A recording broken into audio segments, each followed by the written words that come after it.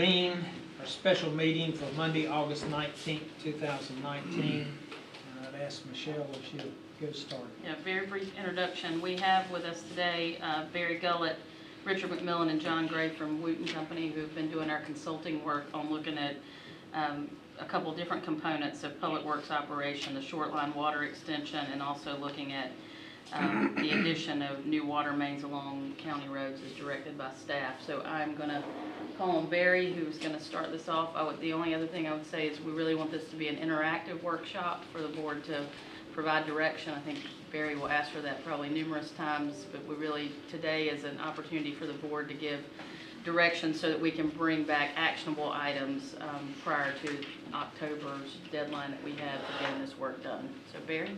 Thank you. So thank you all for having me back here again. And I see some of you looking through the presentation, so I want to just give you a heads up that there's some spreadsheets in the presentation you can't read. And or if you can, you got much better eyes than I do. And there's some larger print versions of that coming, so you'll get those as we go through this, hopefully before we get to that part of the presentation. So there are really three things that we want to hit on today. There are three different but very tightly related topics, and they're topics that we've talked about before. We talked about them at the retreat in March, and we talked about them at the workshop that we had in June. And so one of those is the backlog that you have of these short main extension requests. The second is a policy for you to consider to replace your existing short line policy. And the third thing are the water transmission mains, the water mains that some of you all marked up on maps at the retreat, and trying to address your interest in getting water lines extended further out on some of the other roads in the county. So we're going to hit those three things, and those are what we're going to be looking for feedback on. And we're really, when we talked to you in June, we had some high-level stuff that we were trying to pull together, and you gave us some really good feedback at that point. And so we boiled that down a little bit more. We're not done, but we're down to the point where we need some more direction so that we can put that very specific product, like Michelle said, the policy, the process, the format of it in front of you in another month or two for your approval, so we can move this whole thing forward. So that's kind of what we're looking for. There's several points in here where we want to stop and have the opportunity to discuss what you've heard, and that's where we're going to be looking for feedback. So if you have questions as we go, of course you can ask them, but I want to let you know that there will be a pause in between these where we're going to be looking for specifics, and then at the end of the meeting we'll kind of recap what we have. I don't think we're looking for a formal vote today, but just kind of a nodding of the head, some general consensus. Are we headed in the right direction? Which route do you want to take? There are several places where we can go one way or the other way, and they'll both work. And so those are the decisions that the board needs to give us some direction on, so we can flesh that out and bring it back for you. And so, like we said, the target all along has been October. I hope we can beat that, but that's what we're shooting for. So we're going to start out talking about this backlog of extension requests that you have. I know that you suspended new applications for this year, so you don't have any new ones. So you're dealing with a backlog that has been in place for a while, and right now there are 61 outstanding applications, and those applications represent 198 customers who have requested service from the county, water service from the county. And they date back to 2013. So some of these people have been waiting for quite a while. And those 61 applications have been grouped into about 52 different projects where applications were adjacent to each other, where there was some connection between the two. Those have been grouped. So there are 52 projects, and the cost estimate for putting that in the ground has gone up a little bit since the last time we talked. Cost estimates, I know it's frustrating, they always go up, but the estimate right now is $14 to $16 million to build all of this, to serve those folks. And that's based on, it was updated based on some bid pricing that the county received last week on one of the short main projects that's going on. It's a substantial, it's about $1.3 million project. And so we used some of those unit costs And Wooten actually put together those cost estimates, so they can talk more about it. But just to give you a little bit of background, that's where that number came from. So it's a little higher than you saw last time. And my understanding is that is an all-in cost. That's construction, engineering, construction administration, the whole thing. And one thing that we do need to point out about this, though, is some of these requests, like we said, they're old. They go back 6 or 7 years. And so the staff, county staff is planning, unless you tell them not to, county staff is planning to clean that list up. And by clean it up, they need to go through the list and see who's still there, who's still interested. And we think that some of the projects will probably go away. So staff is going to contact the applicants, the people that are on the list, and they're going to confirm if they're still interested and if they understand. In some cases, there's a cost sharing part, because remember, your existing policy is up to 1,000 feet per customer. And so in some of the cases, some of these requests are much more than 1,000 feet. And so we aren't sure, and staff isn't sure, if those customers realize that they're going to need to pay that difference, or if they know how much that difference might be. And so when that number comes in front of them, they may drop out. And so if they are interested, then they stay on the list. If they're not interested, then they go off the list and the list gets shorter. And so we don't know exactly what the final list is going to look like yet, but there are several reasons that people might drop off the list. One is that cost sharing that I talked about earlier. They might have moved away, even though, as I understand it, the application is with the property, not the owner. So the person that lives there may or may not continue to be interested, or they may have solved their problem in some other way. They may have put in a new well, they may have put in a point-of-use filtration system. So they may have figured out how to live with this thing already and may not be interested or in need of the water extension anymore. So there are 3 options. Let me back up a little bit. Yeah. So there are 3 options to resolve this backlog. And so the 3 options are: first, you can declare that this old policy, this first come, first served policy, doesn't exist anymore, and that you're just going to wipe out the backlog and say, we don't have a backlog anymore. If you are interested in a water main extension, then you need to reapply under a new policy, a new program, and your application will be considered in that context. So that's the first option. The second option is to provide funding and clean this backlog up within a reasonable time frame, and that's probably going to be 2 or 3 or 4 years to get the whole backlog completely taken care of. And during that time, I would recommend that you don't start accepting any additional applications. So let's I would suggest that you deal with this backlog and then transition into the new policy, but don't expand the backlog that you already have. And so if you do, the $5 million that you've appropriated this year is a good start on wiping that backlog out. We don't know exactly how far it'll go until we clean the list up, but you're going to see Wooten's going to present some more information in a few minutes about how far it actually does go with several different scenarios. And so, so then the third option to deal with this is to just keep doing what you've been doing, which is that $500,000 to $700,000 per year funding. If you continue at that level and you don't take any more applications and don't expand that backlog, it'll take at least 20 years to get through your current list. So probably not a very good option, a lot of frustration on customers' parts, but it is an option. And so I wanted to put it up there. And again, no, this all assumes, and the recommendation is that you don't continue to expand the backlog. In other words, let's deal with what you've got before you start accepting more applications.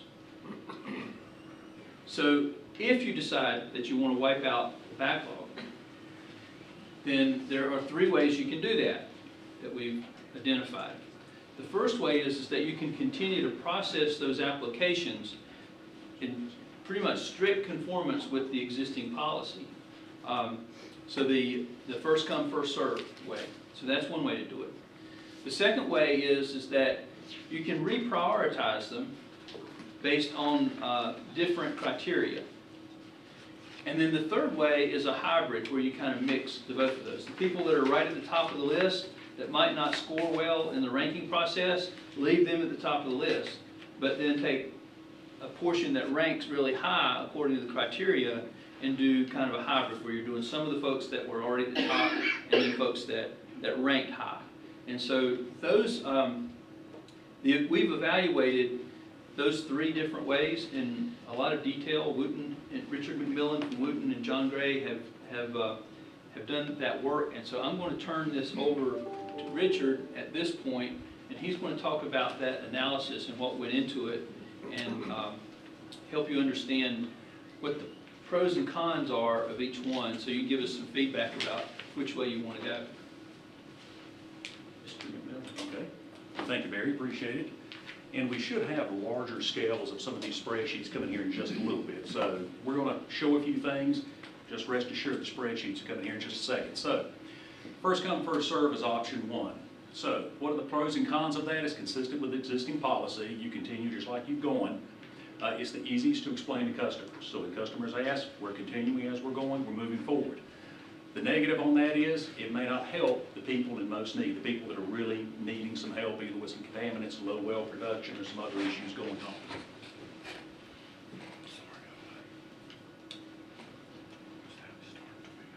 So, first come, first serve. This is a snapshot, a screenshot of what it looks like. And you can see right here, 69 alternative. There's a couple of projects in here where it just made sense to score an alternative. So we have a couple of those in here. But the bottom line is it takes them in order exactly the way they came in. You can see here, for example, request number 70 is paired up with 101 and 104, and it's because they're adjacent to each other. It just made sense to combine those projects. You can see 79, 80, and 81, they're all right there together. So we combined those projects as we went along. You can see the cost opinions there at the end. Option 2, we actually took every project, we set up a scoring criteria, and we ranked those projects, and we'll show you that in just a minute. Positives on that, we used ranking criteria to reprioritize the backlog, so it shuffles the list quite a bit. It focuses on helping those with the most need, as we said earlier, people with well issues, contaminant issues, and other things. And we talked about the biggest bang for the buck. It also scores them with how many people within a mile need water. So those score a little higher as well. Negatives on that, it's inconsistency with current policy. So there's a little bit of issue with that, especially with applicants who have been there the longest. So you may have people that have applied in 2013, 2014. They might not score well, and their project may be far down on the list because of that.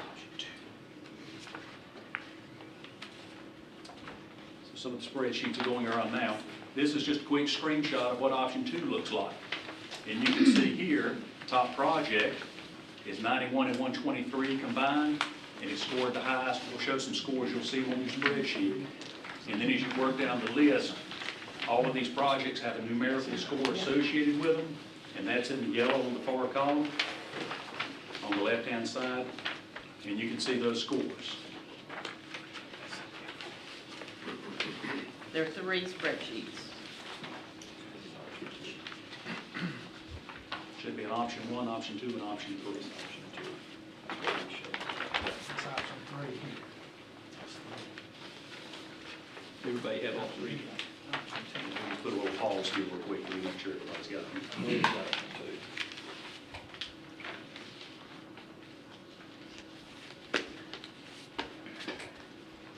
Okay, so again, option 2 provides a scoring criteria for every project on that. What does that scoring criteria look like? This is what we used to score it. 40 points were used to award someone who had a documented major contaminant such as arsenic, petroleum, or something else that showed up. 15 points for a minor contaminant, manganese, some other issues in the wells as well. Documented water production, and all of this information came from the county. So the county was great getting this information. Some of the low production wells, I think there was only 3 on all the requests that showed up. Some of those we do not know if people bore new wells or if they're dealing with a low production well they have. One point to note about this, and we'll talk about a little bit more in the notes that are on this, the information the county gave us, there are request areas where there were no wells tested whatsoever. There were areas where wells were tested, but there were no contaminants. There were no low production wells. So how do we score those? And we'll talk about that in just a minute. Age of request, we assigned 20 points to that, so we still assigned a weight for people that had the age on it. So if your project, as you can see, if it's 5 to 6 years or older, you got 20 points for that. And of course, you can see as we assigned as we went down. Potential customers per mile, we assign points for that as well. What that is, it's not just the people applying. So if you may have 3 people apply for a water main, for a water main to serve those 3 people, you might have potential of 7 other people that could possibly be served. And so that's where this number comes in, is what are the potential customers per mile for that specific project? And so if there were 30 or more, they scored 15 points, 20 to 29, 10 points. If there were less than 10 potential customers per mile, they scored 0 points on that. So that's telling you the main's really stretched out with not many people on it. Cost estimate, same thing. We took the cost opinion and divided it by the potential number of customers. And so each customer, if it was below 10,000 a customer, it scored highest. If it was more than 30,000 a customer, it scored the lowest. Public Works, county and Public Works benefit. This was an economic development / public works points. So if by chance any of these projects were close to a economic development site, they scored points for that. As it turned out, we worked with an economic development. None of these projects were in that area, so they didn't score for that. But there were several projects that scored that actually created hydraulic loops or other things that benefited public works. So they scored points based on that. And the last item, community support for 10 points. What that basically boils down to is if you have 5 people that signed up for water on this section, but there were 10 total potential customers, that's 50%. So 50% of potential people signed up for water. And you can see here at that, if you scored 75 or higher, you got 10 points, 50 to 74 was 7 points. And what that's basically showing is what kind of support is there along that request for water main, how many people wanted in that area. So it kind of rewarded people that did some homework and got their neighbors involved with it. Okay, hybrid 3, we talked about a hybrid option. This combines 1 and 2. So it still takes those highest, the oldest requests. We took roughly $2.5 million, went as far as we could to grab those projects. Then we took $2.5 million and grabbed the ones that ranked the highest on that. First year combines with the highest rank, we talked about that. Year 2, once we go to year 2, whatever funding may be, we proceed at that point with the ranked process at that point. So once we knock out this first year, from that point forward, then we follow the ranked process. The positives on that, expectations of applicants near the top, they stay on the list. Addresses applicants with the most critical need according to the ranked criteria. Negative, it's not completely consistent because we're basically using 2 different processes to get water mains out there. Okay, this is summary 3. This is what it looks like. Here you can see first come, first served, 8 projects, and there's roughly $2.5 million for that.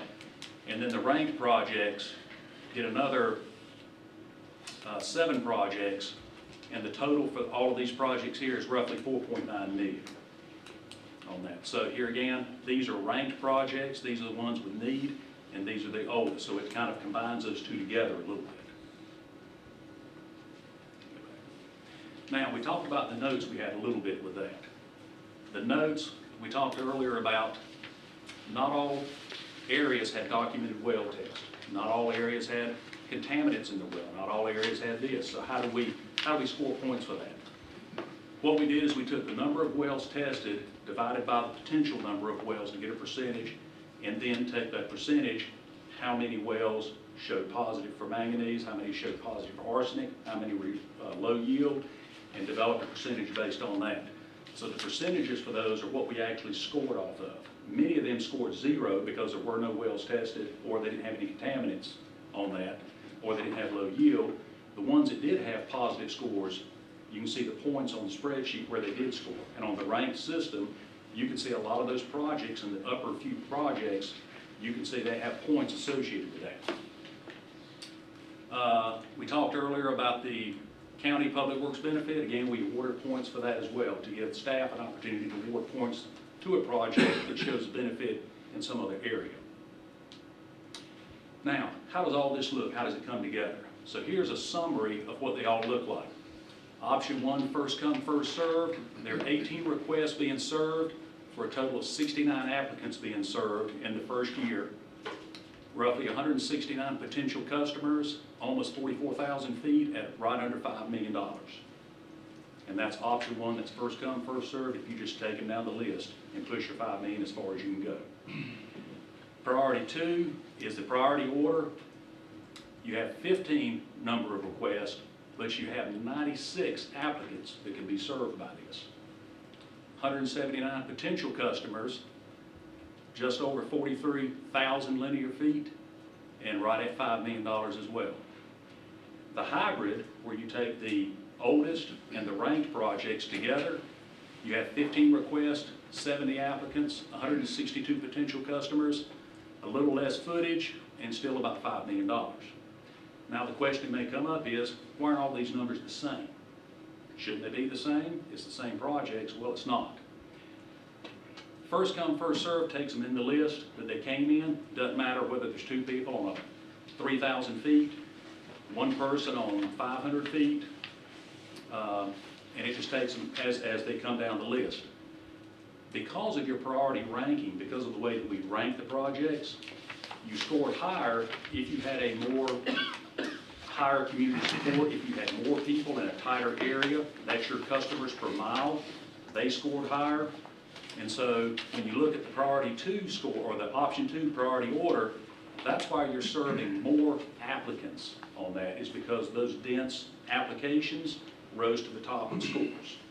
And so with option two, you're actually hitting more people, you're putting a little less main in the ground, and you're serving potentially more customers with that. Option three, the hybrid, you're back to 15 requests, 70 applicants you're serving, and 162 potential customers, and the footages are all the same on that. So your footages and your costs are fairly close together.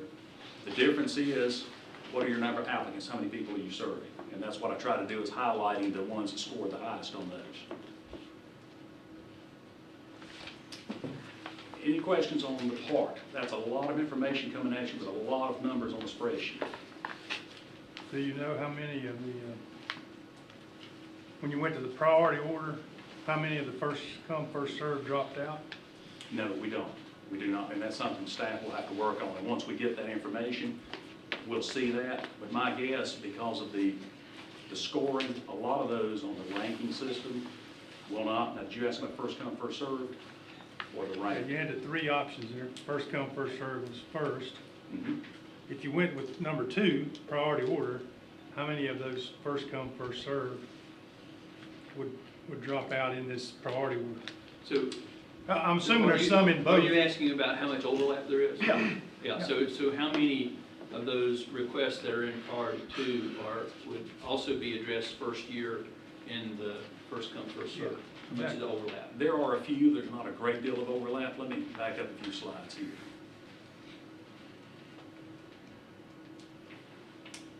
You can see, for example, anything below about 77. So you've got a 77, 78, they're low, 76 is low. You've got a 69 alternative here, which is just a short main to serve this one house instead of a loop system. So those are about the only ones in that first come, first served that'll hit in this group. And part of that is the scoring aspect, the way they were rated and points were awarded to them. One thing that was helpful to me in looking at it from that perspective was to go over to the year of the request. So when you see these 13 requests and an 18 request, so this 13 request is going to be pretty close to the top of the list.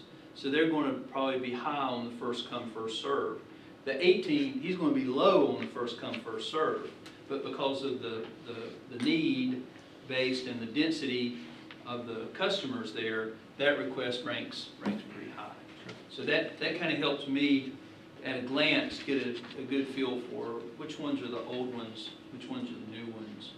And so how would that change if you changed your process? Thank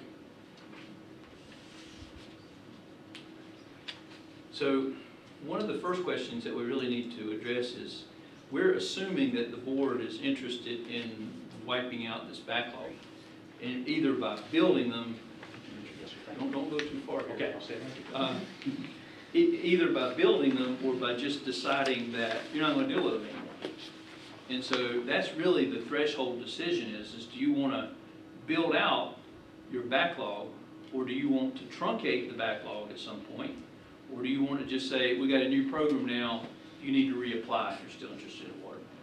So we'd like to have some discussion about that, really that threshold question, to give us some guidance on how we move forward.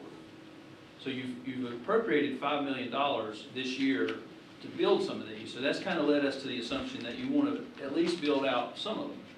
Whether you want to just build the $5 million and say the new program, the new policy starts next year, or whether you want to build out the full backlog is really a decision that needs to be made. I think I've got numerous calls, and I know that when we talked about it last time, we talked about the importance of health and safety and having quality water that they can drink. I've been encouraging everybody that if you're on that list, that you have your water tested and listed with environmental health. I assume that that was taken into consideration for this. But this was based off of testing that had already been done and the results have been reported. So if someone just called you in the last few weeks and got their well tested, then it's not reflected in this. But if you went into the new policy, the new program, what I'm proposing to you, it would be considered going forward in that new process. Does that make any sense? Yeah, and you're talking about coming back, so we're probably not going to vote on this until October, is that? Well, what we were hoping to do is today get enough guidance from you that with the assistance of your legal staff and your engineering staff, that we can write the policy and bring the policy back to you for approval this fall. That's what we're hoping for. But instead of us writing a policy and then bringing it back to you, so this is not the way we want to do it, we're trying to figure out to be sure that we get it focused on the way that the board wants it to come about, and then we'll draft it hopefully in a way that will meet your expectations. I think government already gets a bad rap for not following through on our promises. So I know we started this program back several years ago to try and meet those people's needs. I would hate to jerk the rug out from under those who have been waiting, and with the expectation that we couldn't do it this year, maybe next year, but we're going to do it for you, and we're going to get it done. So then we snatch the rug out from under them and completely change the policy. So what I think I'm hearing from you is that you want to build out the backlog. You want to build everything that's on the backlog. Unless they right now, as much as I know, I would think that would be. Unless they withdraw themselves from the process. Yes, exactly. Commissioner Rush? I agree with Cherry. I mean, you cannot tell people, these people lined up, they did everything like we were, I don't think it's an easy process to begin with, and these people have gone through the steps. So I think that we do need to follow through. Also, $116 a linear foot. Have we not taken into consideration any of the things we've talked about in other meetings of smaller pipes, distance between fire hydrants, things like that, to minimize costs, that we can do more projects and with the same money? Yeah, actually we have, and again, the construction costs are inflating very quickly these days, and the bid that the county got last week was higher than the county anticipated by a little bit, and the range of bidders, there were only 3 bidders, and the range of bids was $1 million. On the low bid was 1.3, and the high bid was 2.3, if I remember right. And so that tells you that there's a lot of volatility. So the prices are high. Construction prices are high. Whether it's a 4 or 6 and 8 inch pipe, they're still high. And so one of our recommendations is that the design of these water systems needs to be based on specific performance criteria. We're going to get to this in a few minutes, but the performance criteria would contain things like what's the minimum pressure that's acceptable for a customer, what's the what will the fire hydrant expectations be. And so those kinds of decisions are really site-specific and project-specific. And Richard, don't let me put words in your mouth, but as Richard and Wooten have gone through this and laid this out, I believe they've tried to size it, as cost-effectively as they can, while still meeting those performance criteria that the county has and that are pretty much standard across the industry. I agree we need to honor what we've told our citizens in the past. But I think it's more important that we make sure and take care of the health considerations, the health and actually availability of water to our citizens. You made a comment that we don't take any more. You know, if we find there's a dire health issue that needs to come on the list, I don't think we should turn that away. It's a consideration. But is the green on each one of these kind of? First year. That's your That's $5 your million. first year. Okay. That's the estimated $5 million. One of the concerns that I had is that multiple citizens have come in and said they were told they were number one on the list. And they would be done first next year. And one of them in particular, I saw on one of the lists, but not necessarily the other. And we need to be cautious what we're claiming until we know for sure. And I think the October timeframe, we need to have that finalized so that we can, because what we've been doing, I've always called the Coles method. You get up 4 o'clock in the morning and you're there waiting at the door when it opens and you get first shot. That's not taking care of our citizens that have the need. Right. The system that you have now it rewards timeliness. It rewards getting up early to come in and sign up. Well, the system that we're going to talk about in a few minutes rewards cost effectiveness for the county. It rewards need, health-based need for the county, and several other criteria. And so in figuring out how to work through and resolve this backlog, we've tried to look at it from those different perspectives. We've looked at it, so if you feel a strong allegiance and feel that sticking with what you have already have in place is the most important thing, then it keeps, for this backlog list only, it keeps rewarding the timeliness. If you want to base it strictly off of needs and health impacts, then you go with the second option, the ranking priority. And if you want to do both, then you go with the third option, which gives you the folks that are at the top of the list by age of request, along with a similar number of projects that have the most serious needs or the highest cost effectiveness based on the ranking criteria. So that's the three options, is stick with the way you have it, reward the ranking based on need, or try to do both. And the cost is going to be the $5 million. I mean, that's the goal, is we want to try to spend your $5 million. The number of projects that you saw on the summary list is very, very similar. And in fact, the number of applicants, the difference is who. It's not so much how many as who and why. And so if you look at it strictly from that first come, the why there on that list is they got up early and came in. And they're applied in 2013 and they're finally up to the top of the list. The second one is they're at the top of the list because they're very cost effective and or they had health issues and they had some age on their request. That was given points too.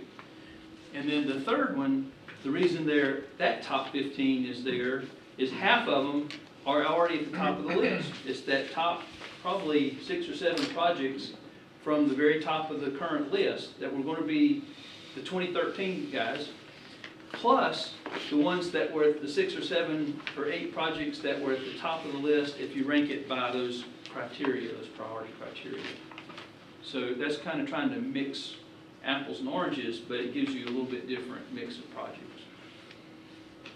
Commissioner Ray. This is my first cycle on this, but am I to understand we've had 52 requests? That's all that's on here. That's all that's people have come What's in. left? There's actually a few more requests than that. It's just some of those are actually joint. I think there's 61. But what I'm saying, this covers all of them. Yes, that is all the backlog right now. It is the backlog. Okay, well, the positives that I see here is the total's 14 million. if we stay committed to 5 million per year, we can knock it all out in 3 years. And we suspect that some folks are going to drop off this list when we clean it up. I'm not sure we went through that before you came in or not, but staff is going to clean the list up, contact everybody on the list and say, or did you solve your problem some other way? Are you still interested? You want to be on the list? Or do you know that, you've requested 2,000 feet and we can only pay for 1,000, which means you got to pay for 1,000, and then, oh, I didn't know that, I can't afford that, and they're off the list. Right. So, And then another thing, I'm sure that Public Works has had something like this, but what y'all have created is a living, breathing document that can go forward. well, and that's something, as I was saying earlier, I think you need to be really careful with that. I heard what Commissioner Helm said about considering hardship cases that come in that really need help now. So that's got to be addressed. I agree with that. I know, but what I'm saying, But somebody may get put at the top of the list that's not on here now. no, But it would have to, No. I'm talking about, but it would have to be an extreme hardship. that's the hardship, yes. Yes. But the idea is that you don't continue. In fact, the board suspended applications for this year. Because remember, the process that you have now, the way it works, you only take applications for a short period of time each year. And that period of time for this fiscal year has passed. And so you'll have a decision to make next year about whether you accept applications for that year or not. And my recommendation is don't keep building this backlog. In other words, you're in the process of, I believe you're in the process of transitioning from your current policy to a different policy. And so what we're trying to do now is clean up that transition. And so deal with what you have, and then anybody that applies, except for those extreme hardships, should apply under the context of the new program, which we want to talk about in a few minutes. Right, well, I was trying to take what Commissioner Simpson and Russian said about the fulfilling promises, but if we look at it as a 3-year program, we're going to. You get them all. And which is going to be, the folks that are applying in 2018, that applied in 2018 on this list, they were probably told, and Scott can help me on this, they were probably given some time frame about, we've got a big backlog and it's going to be some number of years before we get to you. And so, if you look at it now, you're doing 2013 projects, or actually you're probably doing 2012 projects this year, then, you're 7 years behind. And so, I wouldn't think that there would be a reasonable expectation that someone that applied in 2018, that they're going to get water service now or next year. But they might under this hybrid or priority order if they have that hardship need. Question, we're talking, you said 14 to 16 million. Yeah, And the longer you draw it out, the larger it's going to get. that's correct. Those are all 2019 dollars. I would like to ask our staff to look at one potential bond to fund it, entire project, 14, 16. And then we can utilize going forth to 500,000 to 700,000 for the urgent needs. Either a bond, or does the general fund have cash available? And I'd like to see them come back and tell us what our options are in that standpoint. That would actually combine all 3 years. Yeah, so let me be sure I understand what you're proposing. So what you're asking would be that if the board agrees with you, that you would fund the complete backlog in a relatively short period of time. You're talking about a year, 2 years? Yeah. Something in that nature. In which case, how you order them becomes less important because you're going to be doing them all sooner. No, you still need to address them in the health and safety needs, but Okay. you're not dropping the person that applied in 2013 off the list. Okay. You guarantee they're gonna get it. They might be they get it in the second year instead of the first year. But I'd like to know if one, I hate to say this, but $16 million is not as dramatic as 235 or 300 million.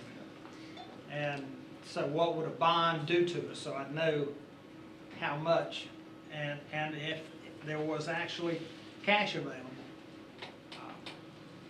Because I think we've butchered this over the years. That's why we're here today, having this discussion. And then, once we fix our problem, then we go on to, okay, let it come in and rank it on the actual need. Because I know I had one gentleman, and nothing against him, he said, I got great well water, I just want county water. So I signed up. And I know we have some, Yeah, and it's a good thing that they want your water. nothing wrong with it. Right, so let me put that together, and don't let me put words in your mouth, but I think what I'm hearing is let's try to fund the full backlog within a couple of years, and that we prioritize the projects based on the hybrid method, which will keep those No, 2013. My preference would be number 2. That's my personal preference. Okay, but I hear you, but I don't think I heard that a while ago, because I think I heard you say that you wanted those 2013 people that were at the top of the list now to stay at the top of the list. No, I didn't say that. Okay, No, I'm I sorry. didn't mean that. No, I think the health safety is important, but by doing it, funding the whole list, Okay, everybody's gonna get taken care of. Is there so, comment? I think it was somebody else that said what Barry thought you said. okay. Yeah, because what number 3, and I'm not advocating for any of these, I'm just trying to help everybody understand what they are. So number 3 would get the top ones from here and the top ones from there. Jerry? I have a question. I would say, I'm not so sure that the program hasn't worked well. I think what happened is we had no idea of the demand when we made that first stab at it several years back in terms of add a few people on at the end of the line. My question is, I think I'm correct, the funding for this program has come through the enterprise fund. Is that not correct? That's right. So we're talking apples and oranges when we start talking about we're going to pay for our water system through the general fund. Am I wrong? And I may have misspoken there, Jerry. You know, it'd have to come out of the enterprise. We're going to talk about some other bigger issues later, so Right. maybe we need to make sure which direction we're going in before we piecemeal it. Okay. Okay.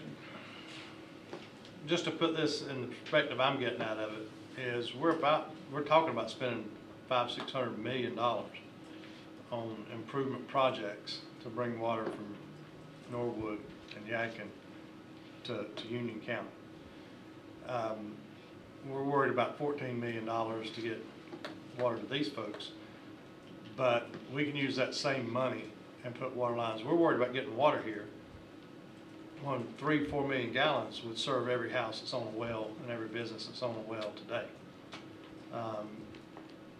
We don't need the volume of water as much as we need the infrastructure and the water lines in the county to get the water to people, to distribute it to the people in the county. We're using the money from the people who live here now that are on the water system to pay for the people who are going to move here in the future, with little consideration for the people who are already here living side by side with us right now that don't have water. I have water. I'm fortunate when we were closing on our house that they put a water line down that road the same month. And I got a well in my front yard that's just sitting there with no pump to it, and I got county water. We opted not to get the pumps and all the well, hook on the county water instead. A lot of our citizens in the county don't have that option. Our agriculture needs are there. Our residential needs are there. We continue to concentrate our water and sewer service in an area that does not want more houses. The people there, they're overburdened. The roads are overburdened. We're going to consistently see fights against high-density development there because of the road issues. It was the school issues, but we paid and bought and put schools in that area of the county to serve that area of the county. Brand new schools, very nice, which draws more people, which draws more high-density development, which, again, nothing against high-density development. However, if you're going to have commissioners elected in the future that'll say no to it, then now we've got water with no purpose to put it anywhere. Where I think the real choice is here is spending the same money that we would be bringing dirty water into the county to clean up and building a plant to clean it up and hiring people to clean it up, that money would be better spent hiring a crew of people to go around putting water lines in the ground. I mean, we can do that. I don't see why we can't do that. If the pipe's more expensive, then the pipe's more expensive. But if the pipe goes down, at least we'll have people that can we accelerate the rate we're putting it in the ground. But what we're looking at is we're nickel and diming and sticker shocking things that don't make sense to me, when we should be getting policies to say, how do we put it in less expensive? Do we hire people to do it, and is it less expensive to hire somebody than it is to put it out for bid? What is our priority? Is our priority as a county to go with county-wide water? Or is it to facilitate growth in Western Union County, which is exactly what we're doing, which is exactly what we're concentrating on, which is exactly what we're investing in, rather than investing in putting it countywide. Some people want it, some people don't want it, that's fine. But you have a lot more people that would like to hook onto it, just like it was said earlier, the guy's got good well water, but he just wants to hook on to county water. There's advantages to it that a lot of people that don't have it don't think about. The people that don't have it, when the power goes out, you don't have water. You know, I've drank dirty well water. I've had my clothes washed in dirt and the water that comes out of a well that makes them look dirtier coming out and going in. We've talked about this, and I think it's just time as a board that we decide what is the choice, countywide water or not. And there are options available to getting the water. There's water that we're talking about, having discussions, Mark's identified, that has no interbasin transfers attached to it. We could use it in the Catawba Basin, we can use it in the Yadkin Basin, not a problem. How much water do we need as the county? And if we only need 3 or 4 million gallons, or 5 million gallons, or 6 million gallons, then why are we investing $500 million to get water for people that don't even have a house here yet, that haven't even thought of moving here yet? I appreciate your comments. So let me make an observation. So there are 3 things that a water system needs, at least 3 things that a water system needs to be successful over the long haul. You got to have a really good, robust, and reliable source of clean water. Wherever it comes from, you got to have a source. And so the county has a plan and is moving toward that. And that's really not what we're here today to talk about. Well, it's all part of the same problem. Well, that's what I'm saying. There's 3 things. And so the county's addressing that part of it. The second thing that you need is you got to have the transmission network. You got to have a way to get water from where it's treated out across the wide expanses of the system of the county, and that takes big pipe. Those are transmission pipes. Their purpose is move water from point A to point B. You got to have that. We're going to talk about that. That's the 3rd item today. The second thing you got to have is a way to get people connected to that, because most people don't live along those main roads where you're going to have those big pipes. Most people live a few hundred feet off of that main road, or in a neighborhood, or on a side road that wouldn't necessarily have that transmission main. And so that's where your short main extension program is crucial. If you go build out the transmission network with those big pipes, you know, out in the areas where the housing is pretty sparse, it's widely big lots, big tracts of land, you're not going to have very many customers. And if you don't have very many customers, 2 things happen. The first is you're not going to generate the revenue that you need to support the system. You're going to have to raise rates on the current customers to pay for that over time. That's going to be expensive. The second thing that will happen is that you're not going to have a lot of water usage, so the water is going to sit in those pipes and it's going to go bad. And so you're going to spend a lot of staff time and a lot of treatment resources, pumping resources, flushing those lines to keep the water fresh. So you got to have all 3. If you don't have all 3 of those components, you know, you're really not building a system that's going to work over the long haul. So let me, with that, we've had good discussion about this. Can I answer back to some of those? Okay. So what if you have a water supply that is able to be transmitted more than the chloramine type water? Does chlorine hold tighter does it stay cleaner longer than the chloramine? Either one will work. Either one can work. Okay, but the transmission system. Other counties have transmission systems going throughout the county that are exactly what we're talking about. We have that. We're taking the water from Anson County. We don't have a huge transmission main. We have pipes that are carrying water to homes and to water towers. So water tanks, water towers, that solves that problem. I just don't, again, you're talking about in the future, we might have to raise the rates to pay for that. Well, we're raising the rates right now to pay for something that we don't have and hopefully will have or may have or could have. But your rates are, I don't want to get too far into the weeds, we really need to move on, but I will say that. No, listen, I'll spend all day on this. I will Well, I spend, can't do we will be here till midnight if you want to go that route. I'm just telling you, that we gotta figure out what we're gonna do, and we're playing games of putting it in this box and that box and this box and that box. It's all together in what we're gonna do. I get it. It's all hinged upon Yep. what is our goal. Well, let's talk about the other two pieces and then circle back and see what we conclude about this. Because I think there's a general framework starting to come together about how to deal with the backlog. Heard some pretty important things said that I think will work. So let's talk about what a program would look like going forward for the short main program, and we'll have the same kind of discussion about this, and then we'll talk about that transmission network, about the water mains throughout the roads. Okay? That work for everybody? Okay. All right. So this new policy, this new short main extension policy, every policy's got to have a purpose, right? However simple or complicated you want to make it, there's got to be a purpose. And so the purpose that I'm proposing is that you want to establish a process to extend the public water mains to provide water service to individual property owners. So that's what I think we're trying to accomplish with this policy. And the goals of that are, you got to have affordable access to the public water. We improve the system viability by more dense customer base. In other words, increase the number of customers per mile of pipe.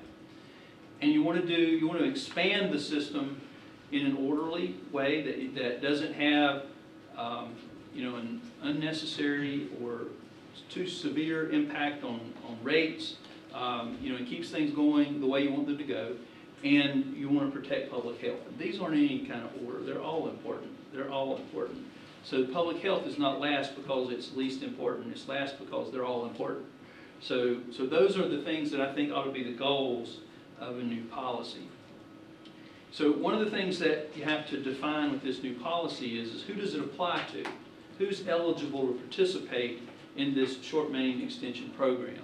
And so what I'm proposing is that generally you want to serve those existing residences that have a private well or that don't have a well at all and they're getting ready to build and they're in some reasonable proximity to public water. And so I think that it would be preferable to the county for those folks to get on the public water instead of putting in another well that's going to be a potential health problem when it tests positive for arsenic or manganese or doesn't produce much water. I think that the county probably also would want to address some kinds of needs other than residential in this policy. And this is completely your decision. What I'm suggesting based on my past experience is that you consider institutional uses, nonprofits, things like churches and daycare centers and schools, and perhaps even some smaller applications that are commercial in nature. But that you're not trying to support, you're not trying to use ratepayer money or general fund money either to support big profit generating businesses. So one way to deal with that is to limit the meter size, limit the size of the connection that you can have under this program. So what I've proposed is that it should be 1 inch or smaller. So most houses have a 3/4 inch connection. When you step up to maybe a daycare center or something a little bit bigger than just residential, you may go up to a 1 inch. And so that's what I'm proposing. Again, this is completely your call. You can make it apply to anything if you want to. But my recommendation is that you limit this so that your investment is focused on what I understood to be your interest in serving existing residences. What is, I guess explain that to me. So like the Pilgrim's Pride, if they wanted to put in another plan or do something that they would, you want them to do it less than 1 inch or? No, a huge poultry processing plant couldn't live off of a 1-inch Right. connection. But they're going to be spending bazillions of dollars to build that facility, and they're going to make bazillions of dollars off of it in the future. So if there's some philosophies that would say that they ought to be willing to make some investment in the infrastructure. Now, just because they're not covered in this policy doesn't mean you can't deal with them. In other words, this policy is something that staff can use to help John Q. Citizen when he walks in the door and says, man, my well is lousy, I need some help here, get me water. That's what this policy is designed for.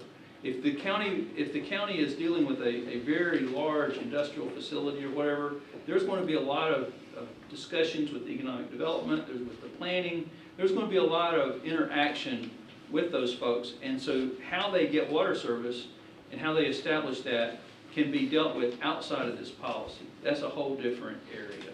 So years ago, I think there were a couple churches that were doing the self-help program the way it used to be, where the church would get together and pay a bulk of the extension. They would, so you have members of the church that don't live on that road, but the church benefits from having better water.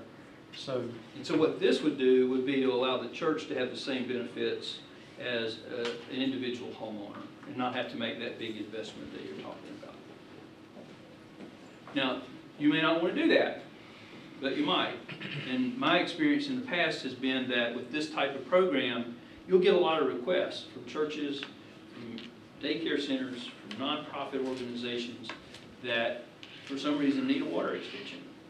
And so rather than have those issues pop up in front of the board every time they happen and cause delays and a lot of consternation, if you can address that in this policy, then things work a lot smoother and the county can provide a higher level of public service, as long as how they're doing it is consistent with your interests. So this last bullet is kind of important. So y'all have talked a lot about fire protection, and so one thing that I've also seen in these kinds of programs is that sometimes people need fire protection more than they need drinking water, and that that you are likely to get people who apply under this program just for a fire hydrant. They don't want a meter. And so what I'm proposing is that you don't want to do that. What I'm proposing is that any application under this program has to include a metered service, a metered water connection. So you get some revenue from that customer. So, do any of that make sense? Also, another situation that I've seen come up from time to time is within the county there are some private water systems. Some of them are like mobile home parks and things like that are pretty much just run by an association or something. Maybe even some subdivisions that have private water systems that are run by the homeowners association. You also have some water systems that are run by for-profit utilities. And sometimes people who live in those neighborhoods aren't happy with those for-profit water systems because they generally charge pretty high rates.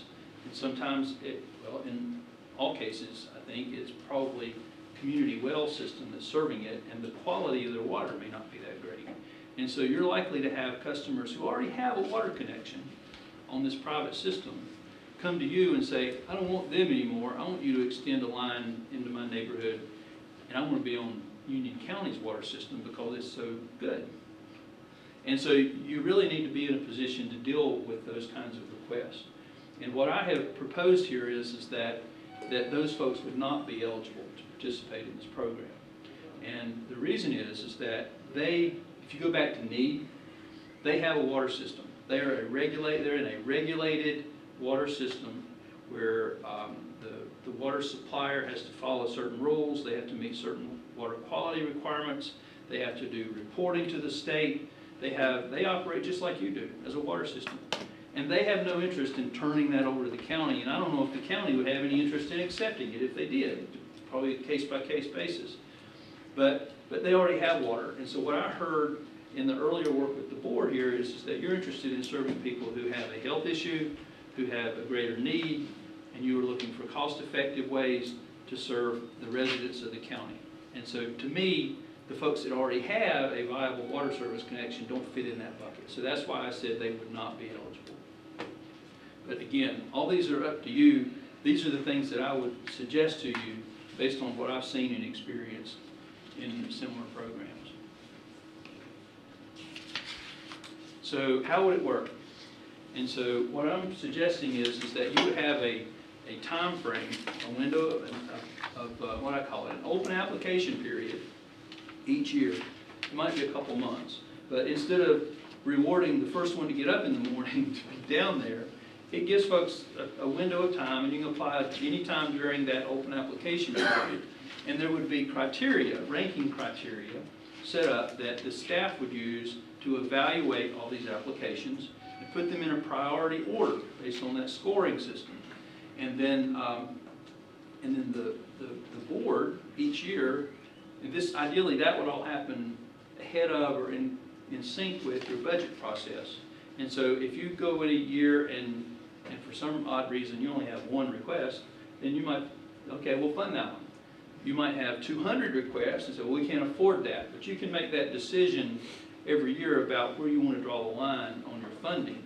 And then that number of projects is funded and accepted.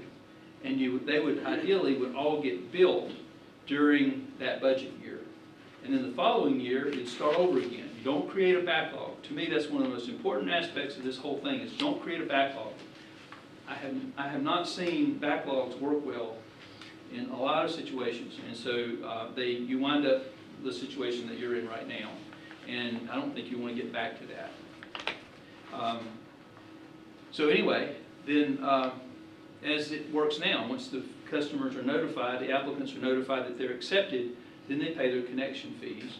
And staff themselves or through consultants and contractors get the project built, and folks get water within a reasonable time frame, and you start over again the following year.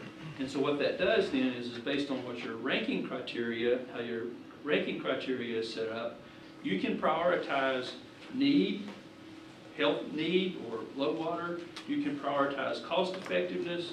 You can prioritize lots of different things to help you figure out how to best spend the utilities money or the county's general fund money, however you fund this thing, to meet the needs of the citizenry.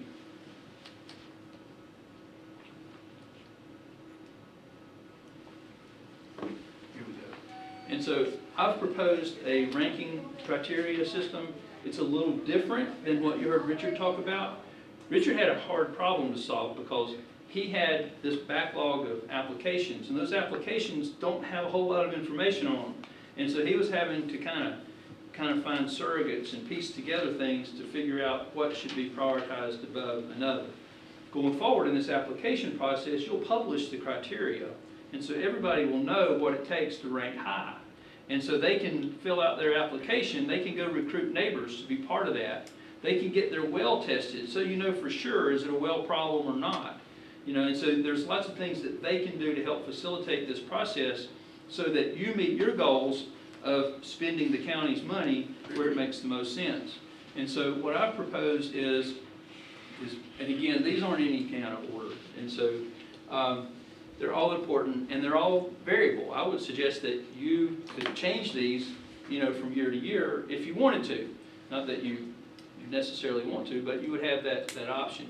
So the number of applicants per mile and the number of potential customers per mile get at this long-term viability and the revenue generation aspect of the utility, which is really important. So you've got to have enough money to run the system. And so if you have a denser customer base, that helps facilitate that. And then you can look at the cost per customer. The option is to use the cost per potential customer. So that's you can go either way on that. But some projects are going to be less expensive than others. If you've got to cross a railroad track, you've got to cross a big creek or a river, rivers in the Union, not any big ones, or you might have to cross an interstate highway. or something of that nature in the future to get there that might drive up the cost. And so that plays into it. If you've got one customer that takes a 1,000-foot extension, you know, that's not going to be very cost effective. They're going to score really low. They're not going to have very many applicants per mile. They're not going to get many points here. This is going to be high, and but they might score well here or here. So then you get back to how does it fit into the system? Is there a public health issue? You get points for that. And then I propose that these would be 100 points, and then that you give staff 5 bonus points that they can award to a project if it's consistent with utility interest. And utility interest might mean that it is a hydraulic reinforcement in the system, that it improves water pressure to a neighborhood that's having problems. It'd be a water quality enhancement system-wide. There's lots of different things that it could consist of. So instead of trying to pin it down, just define it as utility interest and let staff use those 5 bonus points. And so then you rank all those applications that come in according to this, and you figure out what your cost estimate is for those, and you figure out what your funding level is, and that's where you draw the line, and you say, okay, we're going to build these projects this year. If you didn't make the list, we appreciate you applying, come back next year and try again. So that's kind of how it is laid out to work. And so this is the point where we talk about it. Your statement about someone needs 1,000 foot to get, they wouldn't rank well on the average per mile. Can that not be a relationship, you know, because there might be 5 houses in that 1,000 feet, and That's the potential customer. well, okay, Yeah. there may be 3 of them that weren't on there. But Yeah. Can that be considered, even though it's a short line, Yeah. that needs to be not bumped to the bottom of the thing because it's not necessary? Right. If I understand your question right, what you're getting at is the cost effectiveness. And I'm going to go through, I spoke to earlier, I got a few more slides before we get to the discussion. But this slide was set up to explain what I just talked through. But I'm going to get to your question here in just a minute. So let me do that. So these are the criteria that I talked about, and these are the points that we pretty much already discussed. But what I wanted to get to was there are other considerations that need to be taken into account in this policy. And this is kind of the fork in the road that Yogi Berra says you should take, you know, and so we got to figure out which one you want to take. And so and I will tell you that they can all work. It's just a matter of what meets your interest in the best way. That's what we want to get to. And so one of the things that I would suggest to you is that when this water main extension is built under this policy, that you require the service to be activated when the water main is finished. Because you could get in situations where you got people that don't build their house, or they decide, well, maybe my well can make it another year or 2, but I've got that water main for backup. So you're getting nothing from that. And so you've got a water quality problem then, because the water's just sitting in the pipe, and you've got no revenue coming from it. So I would require that the customers who are on the application activate their service when the project is finished, and figure out a way, and this is something that we're going to need a lot of help from your legal staff and others here, to figure out how to ensure that service stays active for some period of time. I've suggested 36 months. And your current policy says that you can't ever disconnect. Your current policy says that if you do a short line extension project, that you are required to be a customer forever and ever, amen. So this is a little different than that. I don't know, there's not any teeth in that requirement in your current policy, but it does say that. Is there a potential of being able to let them, being able to bill them in the bill for that, let's say a low-income individual that would have a hard time coming up with just even the $400 or $500 to tap on? Yes. That they could be maybe assessed with their water bill? I think you read my mind. I think that's the next slide. So let me get through this one, and we'll get to that. And then the next major bullet there has to deal with where water mains are located. And the problem is that you want water mains built where you can get to them anytime, where you can find them, where nothing's going to get built on top of them. So public rights of way meet that need very, very well. But in some instances, people want you to put water lines where there is not a public right of way.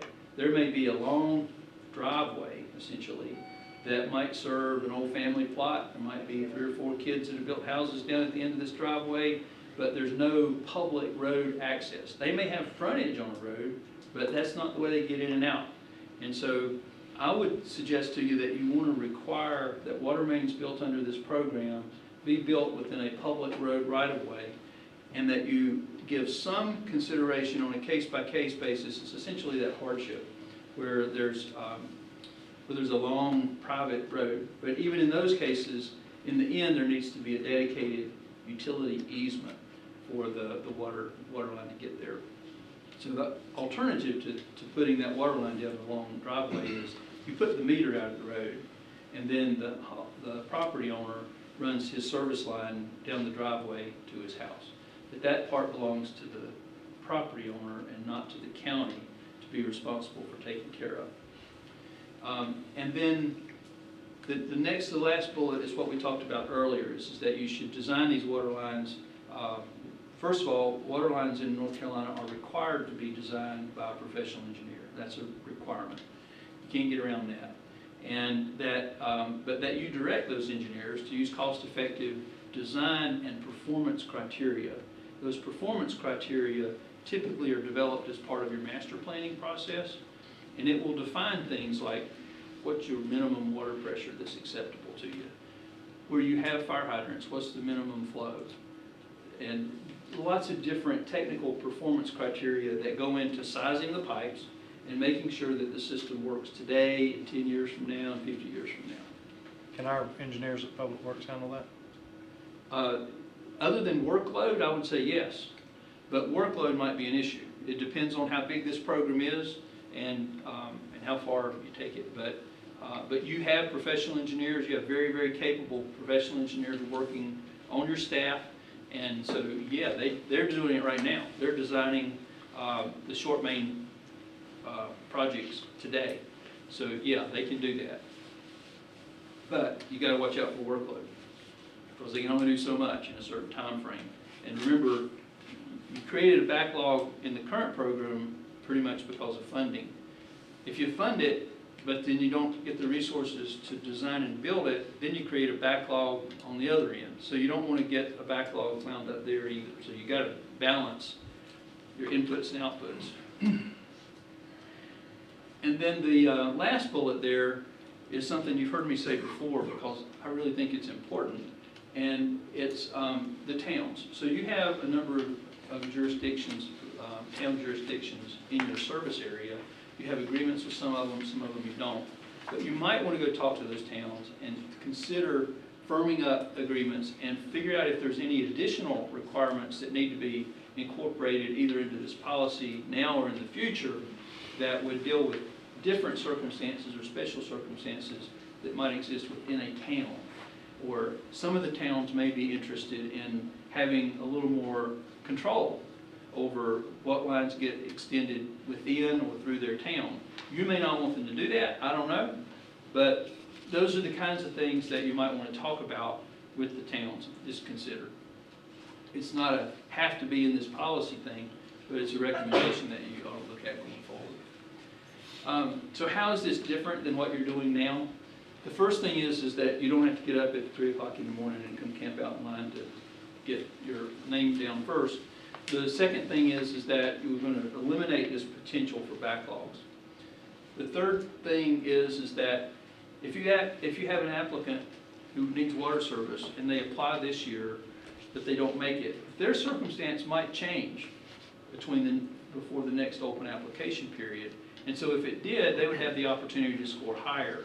In the old program, you've already applied. You can't do anything to move yourself up the list. If your situation gets worse, you're just stuck. It's first come, first served. But under a ranking system, your priority can change from year to year depending on your circumstance and conditions. It gives the board, gives you all flexibility to vary that funding without hacking off a lot of your customers that have already been at the top of the list, because you, right on record up front, you're going to do it on a year-to-year basis. You're going to have an objective set of criteria that you're going to use to rank and prioritize the projects. You're going to apply that, and you're going to implement the program going forward. This 1,000 foot per applicant goes away. And so it could be a very short or a very long extension, but if it's a very long extension that only brings you a handful of customers, it won't score well. But if you've got a 5,000 foot extension, but it has 50 customers on it, then it's going to score pretty good probably. Because you're getting more bang for the buck. You're making that investment in a way that helps the utility.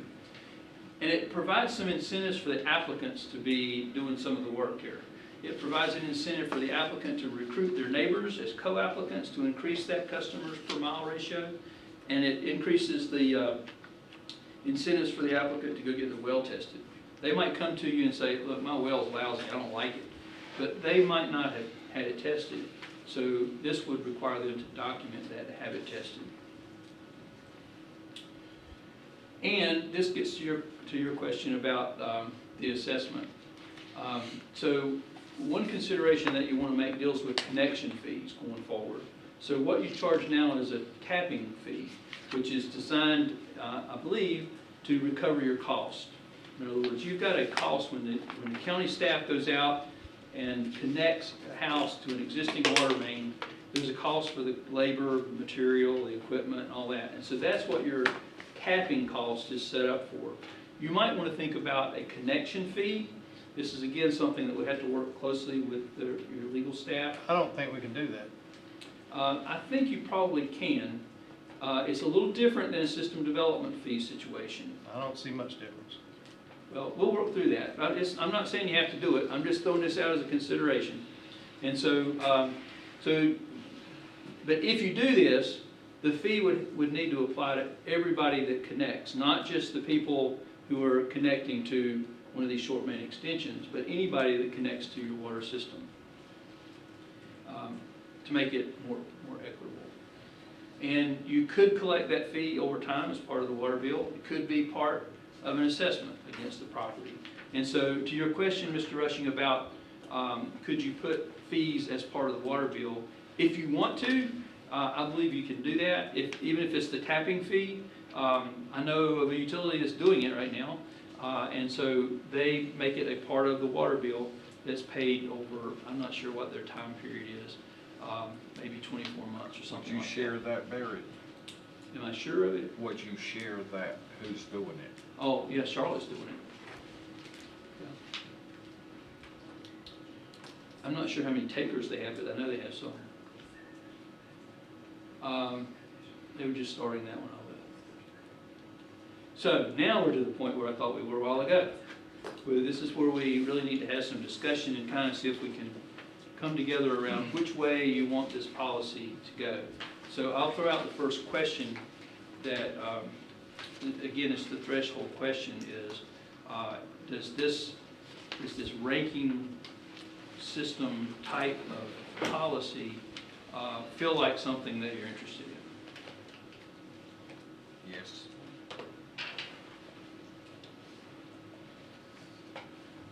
Years ago, we had a self-help program where the county bought materials. I don't know why that went away. Does anybody in here know why that went away? We bought materials and the people had paid for the people to put it in. I have a little bit from what I've anecdotally heard, but there are probably others in here who have a more firsthand accounting. But my understanding of it is that even though the county bought the materials, the labor and materials to put them in, the equipment to put them in, particularly over a long distance, was just still too expensive. People couldn't afford it. To work in a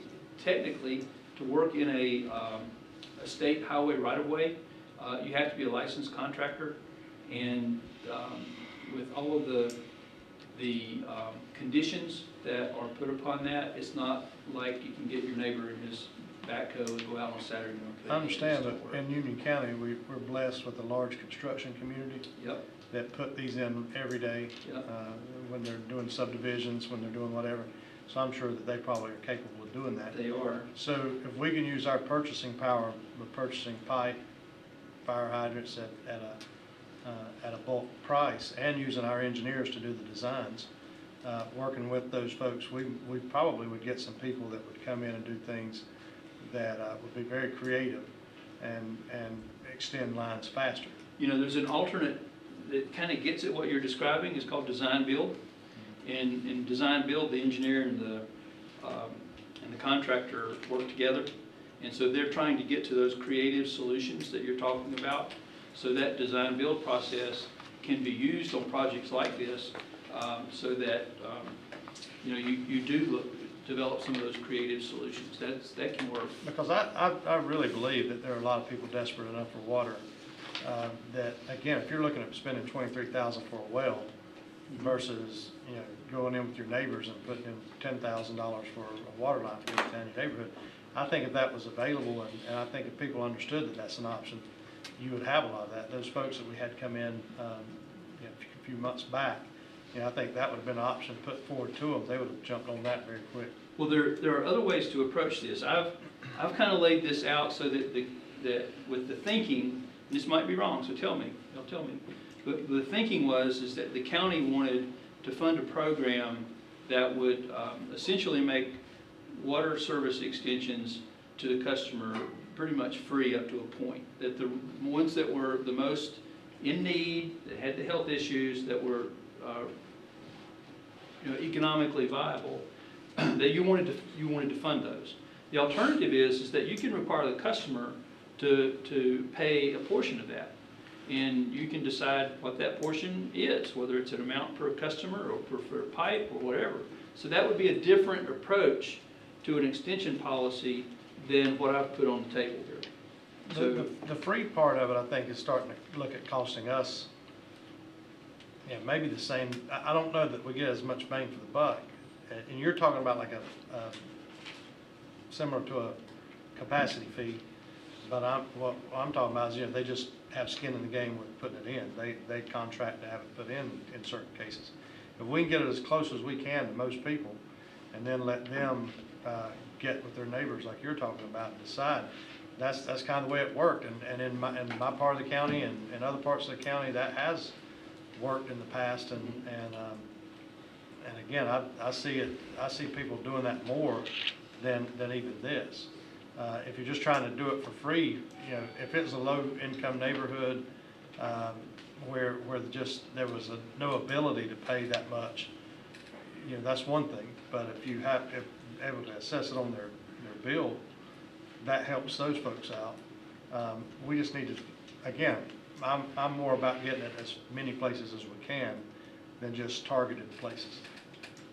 As many places in the county as we can get it would be fantastic. And I appreciate you wanting to expand it, but I would encourage you, as you want to put it in as many places as you can get it, to be sure that you're going to have people that will use it in those places where I live close enough to Anson County and Chesterfield County. I'm not concerned about that. Yeah. And they've got houses. There are no dense populations down there in either one of those, and they have water all over the county. Which again, I think that they would love to be in our situation of having so many customers that we already have, even in our rural areas. And I don't know enough about Anson County to know how they funded that, but some years back, there was federal and state funding that helped to put a lot of that in. And if we'd have took advantage of it back then, maybe we would have been in better shape too. But it's not going to get cheaper, right? I don't think so. Never going to get cheaper. I've never seen it get cheaper. I think what you're asking is to decide currently with this program of the three options, which we prefer you to continue to investigate. Is that a fair statement? Close. Okay. So the three options were related to the backlog. Mhm. And so what we're talking about now is what goes in place when the backlog's done. So these would be new applications that come in. They're not on the backlog, but these would be new applications that come in after you finish building out the backlog. And so then how do you process and rank and prioritize and decide which ones are you going to build each year and which ones are you not going to build each year? And so there's a couple of threshold questions. There's one that I kind of made an assumption about that Commissioner Rushing is challenging now about the free part. So that's one threshold question, is do you want to do it for free or not? And then the second threshold question is do you want to use, if you want to do it, and even if it's not free, do you want to use this ranking criteria similar to what I have put up here as being your method of deciding which ones to do and which ones not to do? But that would apply to the backlog and future. No. For ranking, No. So let me try again. I'm not being clear. I'm sorry. It's Okay. it's me. Okay, so there are two things. So you've got the backlog under the current policy. So we've got to resolve that backlog. And so what Richard has proposed is a ranking system to do that. His ranking system is different than not too different, but a little different than the ranking system that I'm proposing going forward. okay. And so the system that we just talked about is the one going forward. Because he's trying to deal with a lack of information. He doesn't have specific information about wells. The customers, when they applied, they didn't know it would help them if they got talked their neighbor into applying. Things like that would be different going forward. They would have that opportunity to beef up their determination of need and their ability to make the line more cost effective for the county to invest in. Barry, can you show your suggested ideas for that?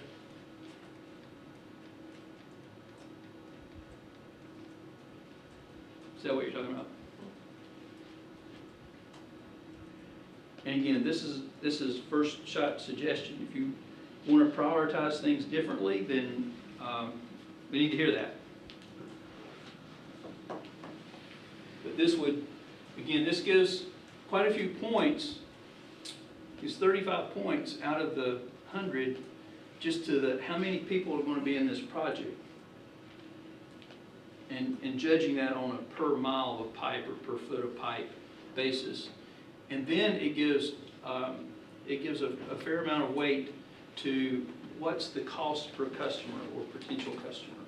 So if it's a project that's $5,000 per customer to build versus one that's $50,000 per customer to build, then the 5,000 one's going to score higher because county gets more bang for the buck, so to speak. And then the health issues gets 30 points. And see, that's the highest number up there for a single item. And that's where the customer can go. They can get their well tested for contaminants. They can get it, if it's a low producing well, that would count in that category. If there are, one of the things we talked about is the possibility that it's a really old well that doesn't have proper wellhead protection. Maybe it gets contaminated from water runoff periodically. There's some of those out there. So any kind of health issue, they would have, the burden would be on the customer to document that. And then the last one is the enhancement to the existing system. Does it further the desire to get water everywhere? Does it make the system work better from a hydraulic and operation standpoint? So those are the criteria that I've suggested with this 5-point bonus that staff can put in. And these would be in concert with whatever funding system we want to come up with, or exclusive of? The process that I would propose is that you go through this application period just ahead of your budget process. And so staff has a group then of working applications. And so then they take this criteria and they apply it to that group of applications and they rank them. And the staff would do, that they do now, they would do a cost estimate for each one of those applications. And then it would come to the board in some way, shape, or fashion, whether it's in a workshop, I don't know how many presentations, but there would be a process to get that in front of the board. And the board could decide, we want to spend $500,000, and that'll get us 2 projects. So you draw the line and say, that's all we're going to do this year. Or the board might look at that list and say, wow, there's some really serious needs on here out in the community, and decide to spend $5 million. And so then that takes you down further in the list. But you can make that decision based on what you're seeing in terms of needs and in terms of how it fits in with your interests. But you've got to have an objective way of doing that. And so what this criteria does is gives you that objective criteria so that you can't be accused of being arbitrary and playing favorites and deciding which ones you fund and don't fund. Wouldn't it be necessary in the application for them to have some idea of cost impact to them as opposed to whether it was totally free or not? Well, and again, that's that threshold question. Do you want this to be a free program, Right. or do you want them to have to pay? I think, that's kind of what's going through my mind, is like a hybrid of the old program and this program, is ability to cost share being a point system too. So do you have the ability to pay $5,000 per homeowner? Do you have the ability to get higher on the ranking? Will you put Yeah. skin in the game? And that would be pretty easy to build into this program. And what I would suggest if you want to do that is that you establish a cost that the customer is responsible for. In other words, if you go back to the spreadsheets that Richard had, he calculated a cost per customer for every one of those requests. And the variation on that was pretty broad. I think the lowest one on there was somewhere around $4,000 or $5,000 per customer, and the highest one on there was north of 50, if I remember right. Closer to 100. Oh, okay, so the highest one on there was 100,000 per customer.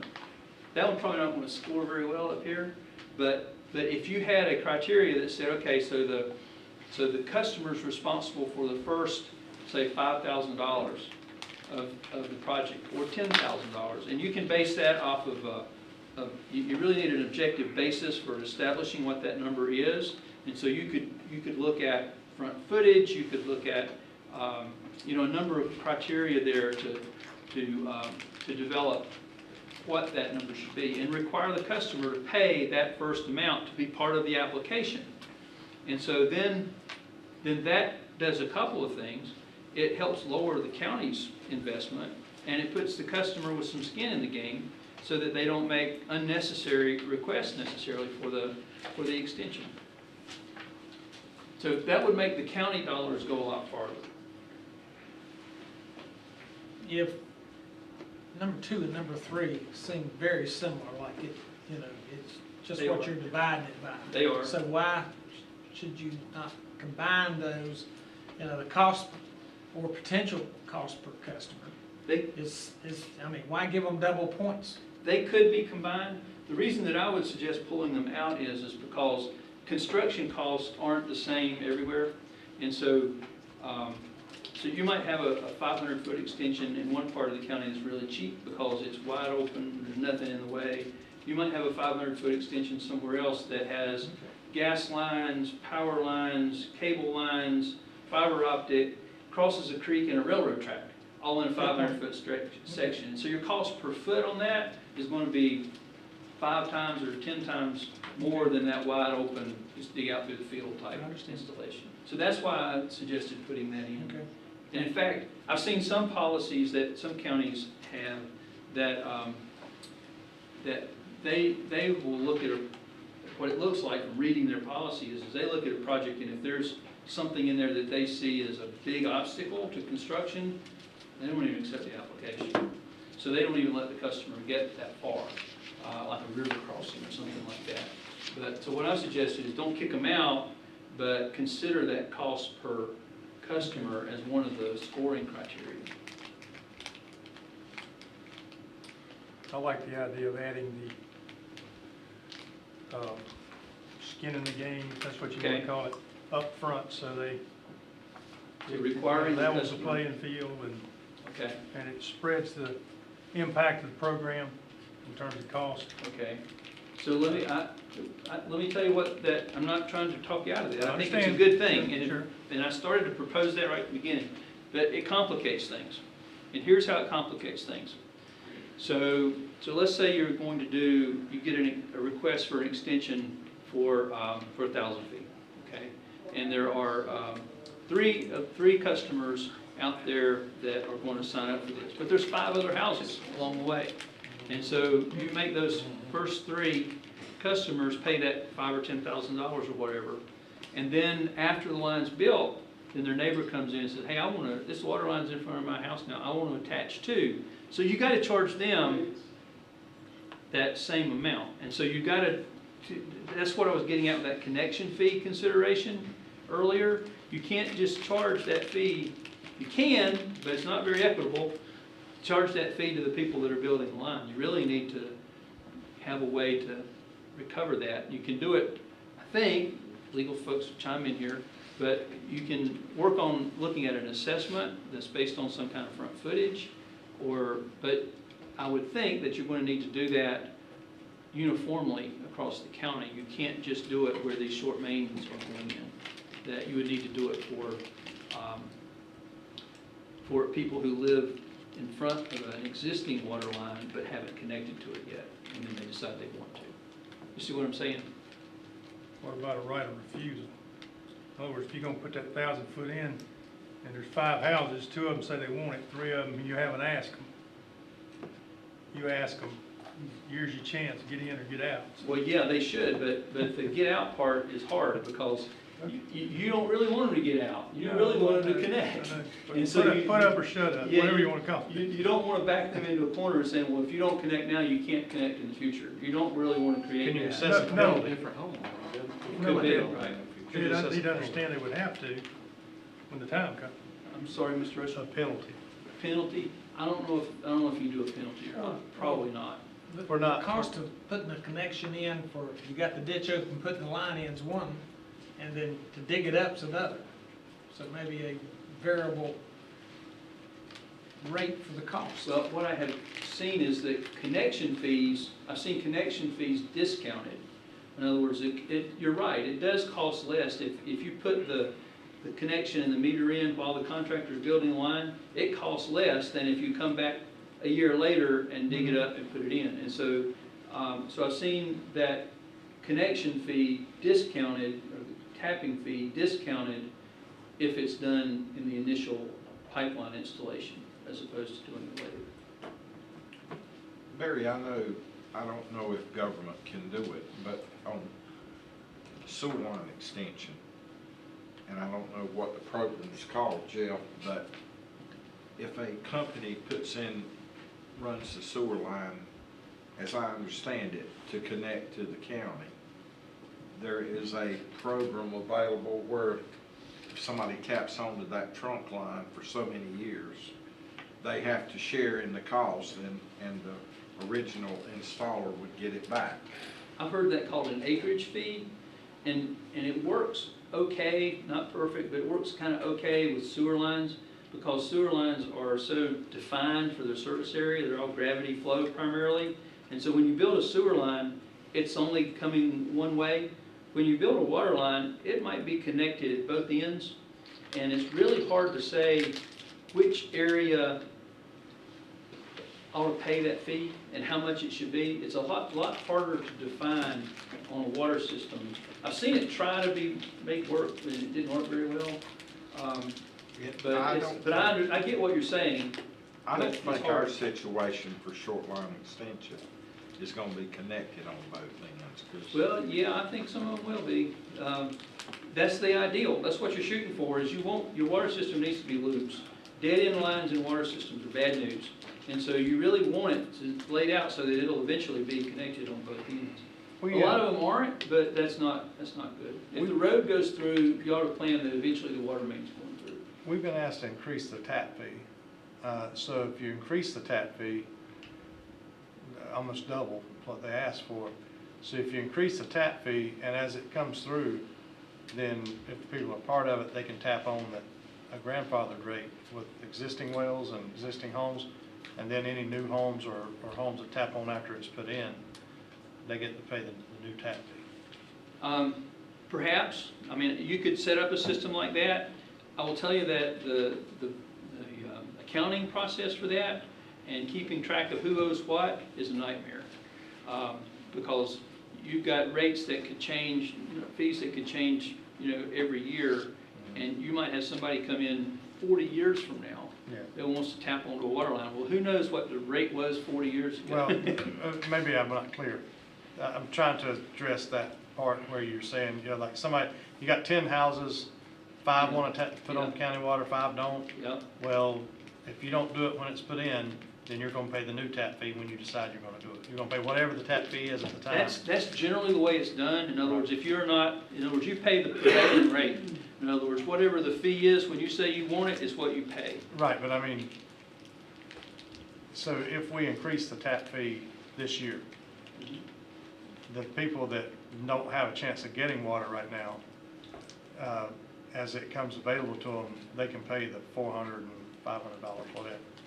And then otherwise, that's your only chance to pay that lower fee, is to be part of that project, be part of the.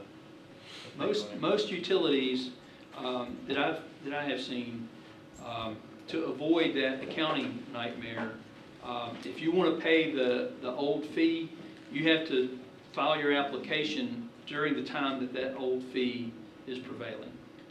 In other words, you can't wait 2 years and then come back and say. Because I'm hesitant to raise the fee because of all the people we hope that we can get water to one day. Now they're punished for water not being available to them years ago. I don't like that idea. I don't like the idea of jacking the fee up on people who, it's almost like the capacity fee, charging people who have a well, the capacity fee is, kind of a penalty to them for not having water available to them. So that's kind of where I'm looking at it from, just how do you get those people to sign on day one instead of dragging it out? Barry, you want us to answer the rankings and everything, but can we take about 10 You want a minutes? break? Yes, sir. That's fine with me. Okay, we'll You're the chair. come back at 5 till. Thank you.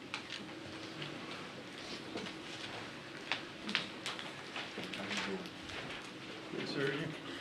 Train stop, train get you, train hold you up. Okay.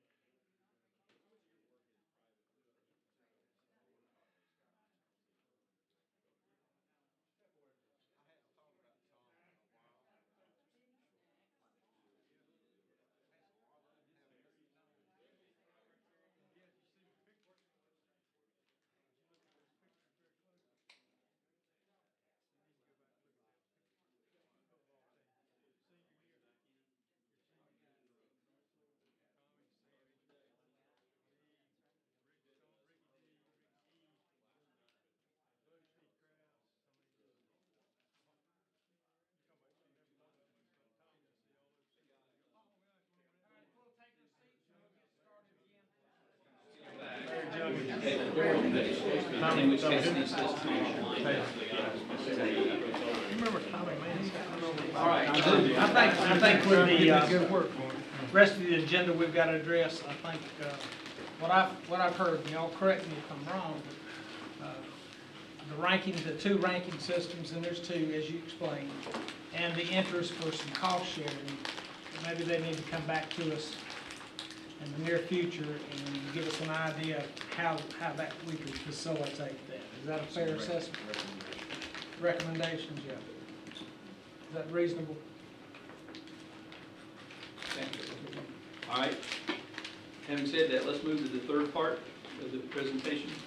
The third issue, and that's the issue of the water mains along the county roads. And so, as you all know, this is a long-standing topic of discussion with the board.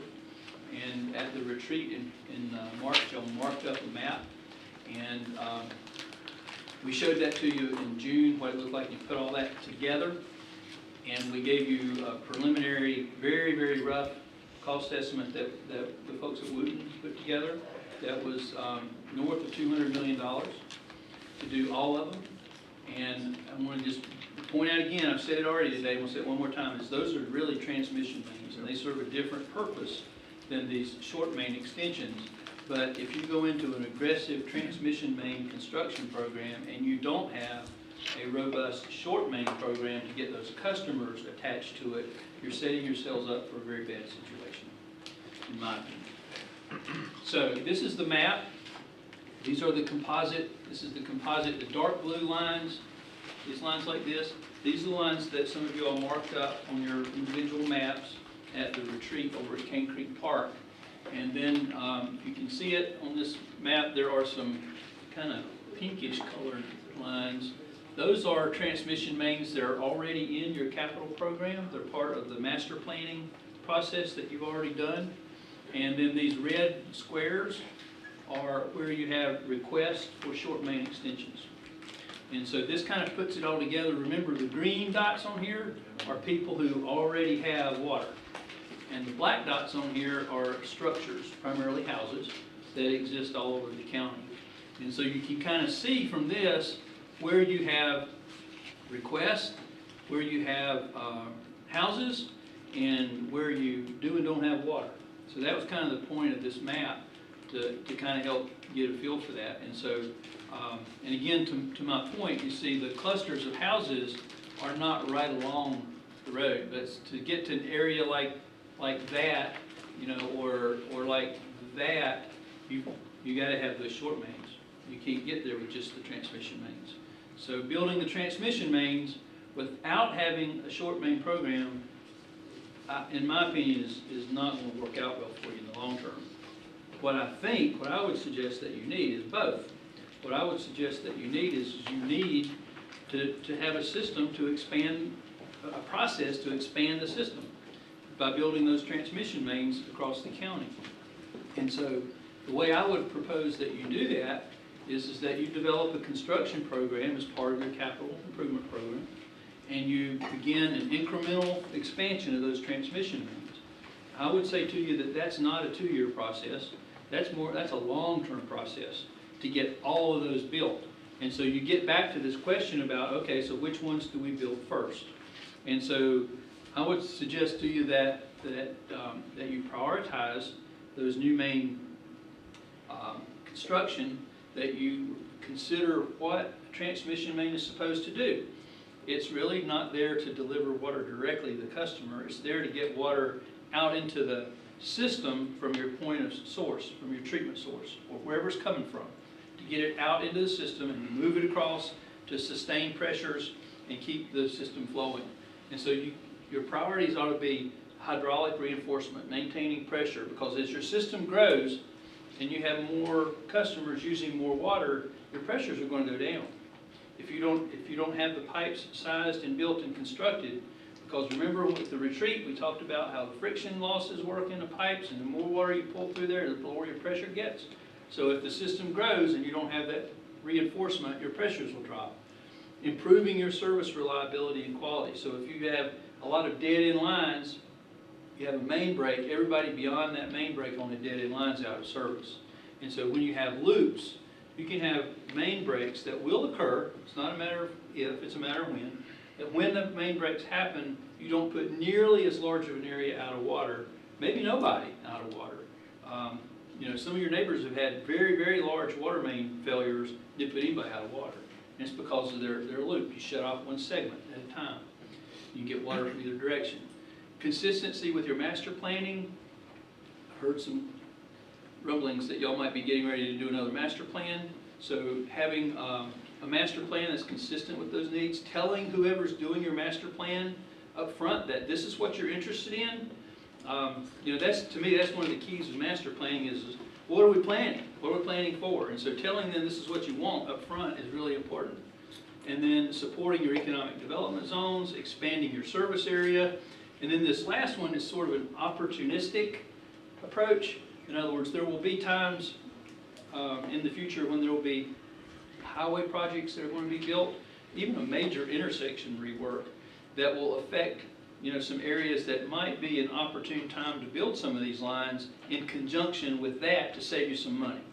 And so that needs to be coordinated, you know, looking ahead, and planning for it, and budgeting for it through your capital program.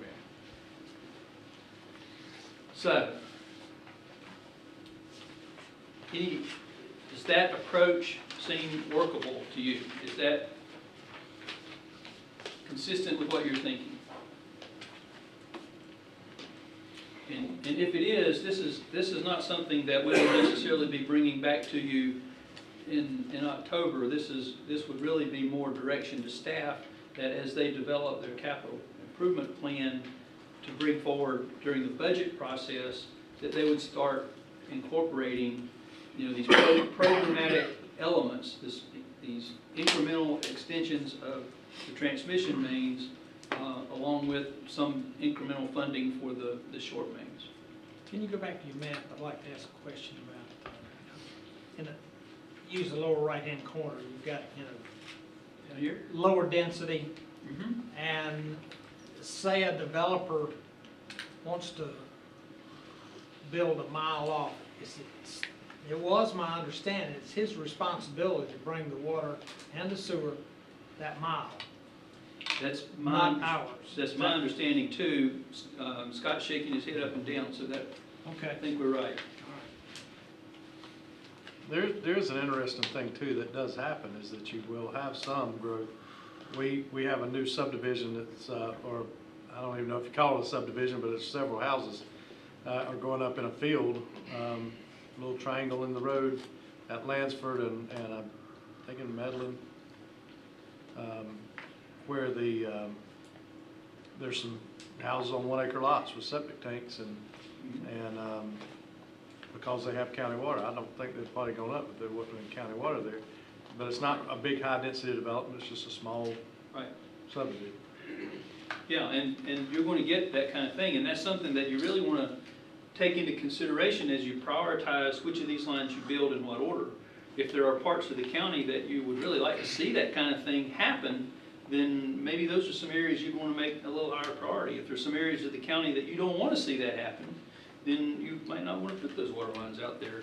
That's kind of, I mean, that's part of the planning process, and the land use process, land use planning process. We get value from that. I mean, and when we, you know, when I drive to work, I don't get behind the car. I don't think I drive from that area, that right lower corner of the county to go to work every day, and I'm never in a traffic jam, thank goodness. But you know, just like Lansford Road or 207 or 205 or any of these roads, Sykes Mill, that number of people, those same point systems that you used on the short line extension, would any of those things be beneficial to do for the board to look at those projects as like to prioritize going through there? And for example, 601, I've heard that we can't do anything to 601. We can't put water lines up 601 south. Well, They don't, the right-of-way is the issue. It's not that you can't put water lines there. You'd have to obtain your own easement because DOT has policy restrictions against that type of a highway, putting it in the right-of-way. is it controlled access? It is. Yeah. Yeah, I've fought that long and hard, and I've gotten thoroughly trashed every time I've tried to do it, so it's, we considered putting a large water main along 485 to ring the whole city of Charlotte at one point, but the right-of-way issues for that just made it not feasible. I've thought about that some. Controlled access really means roads coming into it. I know they have morphed it over to water line, but we're fooling ourselves with as much right-of-way as they acquired if we get over in the last 5 feet, that they would ever need that.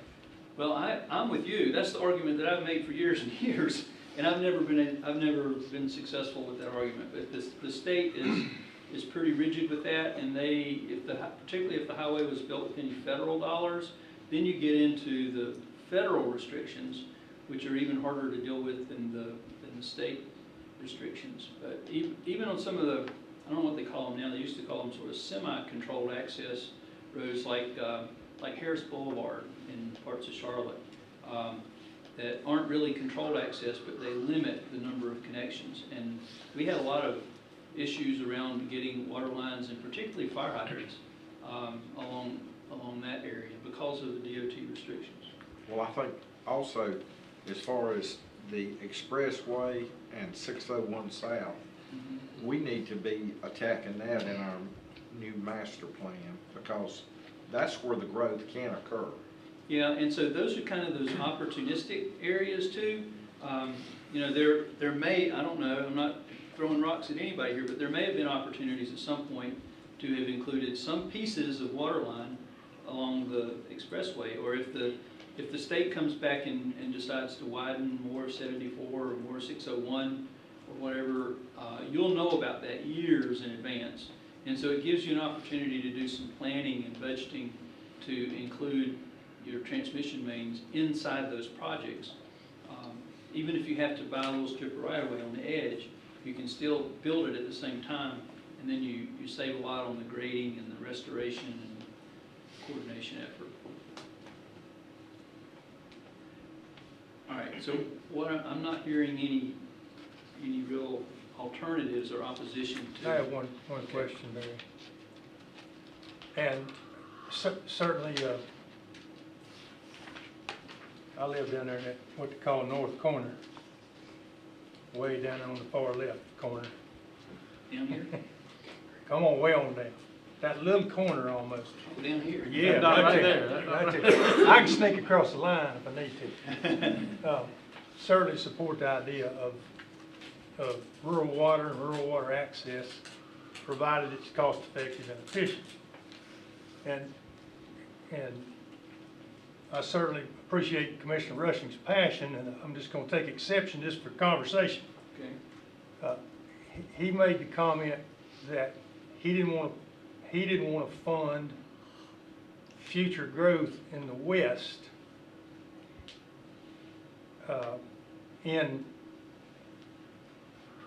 as opposed to those people who had been needing water in the East and had been here for a long time. And I certainly understand it. My question is, I thought we had two basins, the Catawba Basin and the Rocky River Basin. And when I consider water, those are kind of the way I focus that water development, water transmission, water production is those two basins. And so I guess my question is, what defines west? Is Fairview in the west? Is Hemby Bridge in the west? Or are they in the Rocky River Basin? Or I think what I was more bringing the fact to is our municipalities, our growth in the west is stronger because we have the availability of not only water but sewer, and that creates the ability for high density, which I'm not opposed to high density. But what I'm saying is that you have people that are paying higher water and sewer bills, and they're paying it not necessarily to provide water or sewer. Well, they don't want sewer. A lot of people in the east, don't need sewer except for our municipalities, which we need to do it. But if we're just concentrating on charging higher utility rates to expand availability in only that northwestern side of the county where you can see all the green, I think that we're missing an opportunity. I think those folks there are asking for a break for the road funding until the roads are able to handle the growth.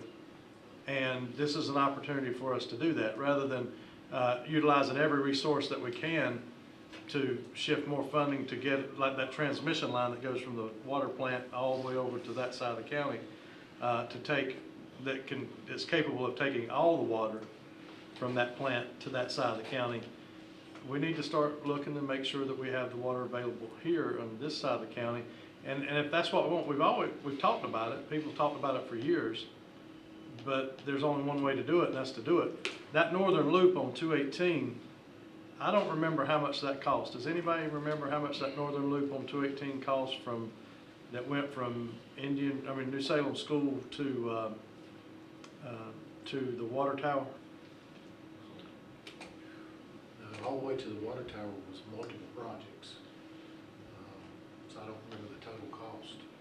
So it was done kind of along the same process that I'm saying you need to keep using, which is incrementally build this as you can afford it. So what happened with that is that people, back when the bonds were passed, they were told that there was a loop of water going to go across 218. It never happened. And then when the hill splitter came about, crossing those creeks was not only going to be more expensive, but impossible. And so what we did is said, okay, we need to make that water line from New Salem Elementary School to over past Crooked Creek. We need to go ahead and do that now, because we may not be able to do it in the future. And that's why we voted to do that. And it was the right thing to do. And there were projects that hooked on along there. Love Mill Road to Antioch Church, that was made available for that. And there were some other projects along the line there. And there's little subdivisions and 1 acre lots and things like that that benefited from it. But it's, again, I think that we need to say, is every gallon of water that we're going to get available going to be made just available to one section of the county that's already screaming enough, versus the people who say, please, we want water, we need something to help us out. And if we can get it closer to them, I look at counties like Chesterfield, look at Anson County as how they have tried to do, however they did it. And if we would have had the same vision 30, 40 years ago, maybe we could have done it. But we didn't have that desire. We had the desire to do more. And again, are we a business or are we a government entity that works for the people? We make decisions as county commissioners based on tax rate, based on all those other things. But then we're almost asked to put on a business hat for public works and kind of neglect, like you're saying, where do we want growth? What do we want to happen? Are we going to provide services for our are we going to provide trash service? Are we going to provide this service or that service? And I think we do neglect the eastern, 2/3 of the county by not thinking this way.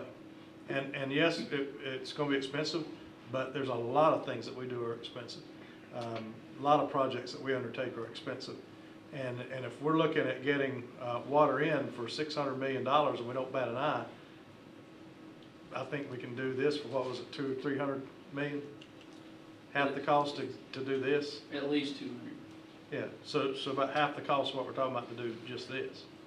And that's huge. Those purple lines, that would mean a lot to the citizens of this county. It would open up places, for example, like where I live, it opens up there's right down the road, there's some little apartment houses, looks like maybe something students would rent that go to Wingate University. That wouldn't have been there without water. They still have to have a septic tank, and they're still on 1 acre lots, but that wouldn't have been there available digging wells and all that. I think of neighborhoods like, I did grow up in a little neighborhood for a while up in Unionville, that we had one of those community wells, and I remember hearing my dad and stepmom talk about the well all the time. There's something going wrong, this going wrong, that going wrong. If they did hook on to county water and was able to service all those houses, better for them. So let me wrap that up and Let me say one thing Okay. first. I certainly agree. I find value in what Commissioner Simpson and Russian say. I talked to Commissioner Akmus after I found out in a 2-on-1 that they had talked about our road issues. And we found some common ground there. The bottom line is we don't have water in the part of the county where the roads are great and the schools are low population. And to me, to wait on the state to improve roads in that upper quadrant, we're batting our head against a wall. Well, and again, those kinds of factors go into prioritizing where you build when. Right. Yeah. So, And that's what I think gives credence to Commissioner Rushing's argument. We got a frontier that's just laying there now. It wouldn't have sewer, but it's got the roads in place. well, I'm gonna circle back, and then I think my next thing is to go back and let's wrap up with where we are with each of these 3 items. But what I want to circle back to first is what I said earlier, is you gotta have 3 things. You gotta have a supply, you gotta have transmission, you gotta have distribution. And so if you build the transmission system out, which you can do, if you build it out, but you don't have the supply, because if you build it out, it's going to grow, okay? That's pretty much a given, that you're going to get customers, some, and you're going to continue to get the stuff. And so your system demand is going to keep going up. If you don't have the supply, what you're going to wind up with is a lot of very unhappy customers who have low water pressure, who have intermittent water service that goes out from time to time, and you're just not going to have a really robust water system like I think you want. So having said that, let's go to the wrap up. So we've got about 30 or 45 minutes left, and I hope it doesn't take that long. But what I want to do is I want to step back through what we were trying to accomplish in this, and I want to tell you what I think I heard. And so if I say something that you didn't intend, or I heard it wrong, or you want to change or add to, this is the time to do it. So I want to start with that backlog. I want to break this down into those 3 sections. I'm going to start with the backlog, and then I want to go to the future short main extension policy, and then I want to talk about the mains that we just did. And so let's start with the short main extension backlog, those existing projects that Richard talked about. And so what I heard is that you want to knock out that whole list, that you want to do the whole list, and that you want to try to do that within a 2-year time frame. And that because you want to do it in a relatively quick time frame, how we rank them isn't necessarily that important, because we're going to get to all of them pretty quickly. But just for practicality's sake, for this first year, this roughly $5 million that you've got this year, that we start spending whenever we decide how we're going to approach it, I think that I heard some support for that hybrid method that takes the oldest ones and the top highest need ones and puts those together into a package. Did I hear that wrong or right? I know that maybe not everybody agrees, but is that something that you all want to live with? If you're going to address it in the short term, several years, I think we need to follow along with the ranking. The ranking? Address the Okay. urgent health and safety issues first. Okay. If we address the whole list, then we'll get the other people. Okay. All right. That's my personal opinion. So can everybody live with that? So we're going to do it by ranking. We're going to wipe out the whole backlog. We're going to do it by the criteria that Richard and John have set up for the ranking that gives a lot of priority to those health issues, realizing we don't have a whole lot of data, but the best we could. And we're going to put together projects that will start that. Barry, I think we need to communicate to our citizens that on the health thing, they need to come in and have our health department go out there and obtain a sample so that it's verified and custody protected, so that we know that, if it's arsenic in the water, and maybe we can modify the rate for a short period of time to make it affordable. But y'all need to know this is a hot spot for arsenic. Well, I would suggest that maybe that's not necessary right now. I think that in the next part about the future policy, yeah, that's gotta be a piece of it. But I think with what we have right now, with the board's, I believe intent, to try to fund all this stuff within a couple of years, I don't know that it's worth the delay, because that's what I'm concerned about, is you got people that have already been waiting 6, 7 years, for water, and anything that we add to the process right now is gonna delay it even more. And so I would suggest, let's go with what we have for that backlog of projects. And what I would suggest is that the manager direct engineering folks to start putting together the project, the package, and get the thing out, and that your finance folks see if they find the money. But you got $5 million, and so I would suggest let's package the $5 million and get that going. Get some plans approved, and get some dirt moving and some pipe going in the ground. So, I want to make a clarification, so the board, there's no misunderstanding. Barry brought this up earlier. We do not have the staff capacity to do a $5 million project.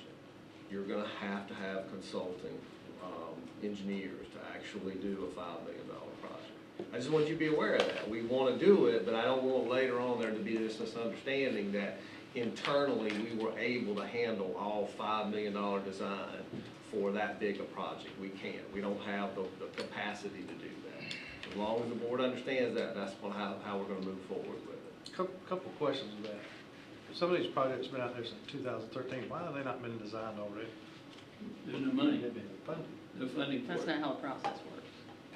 I mean, they're not designing the entire list, they're doing it Well, I mean, year that by one, year. you would think that 2013 would have been something of, Well, I'd hope that they, starting today, they'd start designing, so when we do pull the trigger, that we don't have to wait for them to start back then, and spread out the workload. We can only design what's funded. But we've got $5 million. We've got $5 million, but we need board to tell us, to authorize us to go forward with the first $5 million out of that list. Did you went through the 3 options, hybrid, Yeah. and all of them used up to $5 million. Yes, sir. Did the $5 million pay for the design and all that? So you have Yes, sir. consultant, that That's included all that? That's all in Everything the in cost the estimate. And understand, that's an estimate. So, that's an estimate. It's right, it is. When we finally actually go out to bid and all that good stuff, you'll get the actual cost. We're doing the best we can to give you estimates. And that is based on some real dollars of a project that we just went through. But the longer it takes to get it to bid, the chances are the higher the price is going to be. Having a larger project like this might get you some lower prices. You might get some economies of scale by doing a big project. What's the time frame to put all this in the ground? The $5 million. Okay. I'm going to defer to your staff. First off, we have to get a consultant on board. We do have on-call consultants that we could quickly start into scoping to get the design task order, get that to the board to approve. You're looking at, I would say, minimum 6 months to design. And you're looking at a couple months to bid it and award the construction contract. And probably over a year to a year and a half to construct that many. So you're looking at about 2 years. Yeah, so you're looking at 2 years' time. And that's to get it in the ground, make it operational. And one thing Barry pointed out, just so you're aware, there are going to be some of these applicants that will drop out because their cost share will be more than they're willing to pay. Now, we're not gonna know that until we actually get in there and start giving them that information, But be aware that there are going to be some people who are just saying, I'm not willing to pay that, I thought it was free. Well, no, it's not free. It's free up to 1,000 feet. Beyond there is a cost share. And some folks are going to drop out because they're not going to want to pay whatever that cost share is. But they should have been made aware of the cost share Well, 2013, shouldn't they? well, they were made aware that there is a cost share, but there's no way to tell them what that cost would be at that time. So yes, they're made aware there's a cost share, but some people forget, they don't really know how much that is. And so what happens is when the project is actually ready to go out, that's when they're contacted and said, okay, you're on the list now, we've got funding, this is how much we anticipate it's gonna cost for your cost share, and then the customers can either decide to continue or not. And we've had some customers in the past that have pulled out and said, no, I don't wanna pay that amount of money, I'm not gonna participate. We've got $5 million. I make a motion that what we do is we instruct staff to identify the critical health and safety and go down that list to begin the process of design. Is that? Well, yeah, so I would suggest maybe changing your motion just a little bit. Okay. If you would be interested. And what I would suggest. I'm not, but go ahead. That's what I figured. But, so what I would suggest is that the motion would direct staff to follow option 2, which was the ranked criteria, Okay. and to begin work on the projects that were identified up to that $5 million. That's fair. More discussion on the amended motion? So the cost share portion of that, Yes, sir. the only option the customer has is to pay that upfront, is that correct? That is not the only option. I mean, they have to pay it, but there are other options for how that could be paid. And we've never used an assessment method before. There are some other options that we could certainly look at. We've not used those in the past. But under your current program, Brian, are those options available? In other words, with this first $5 million, The current program was you just paid it, but I mean, again, there are options that if the board wanted us to explore it, there are certainly options for how to spread that cost out if they don't want to pay that up front. But in the past, it was pretty much whatever the check is, that's what you. So for the first 5 million, their only option is just pay it. At this point in time, unless the board tells us you want to do something different.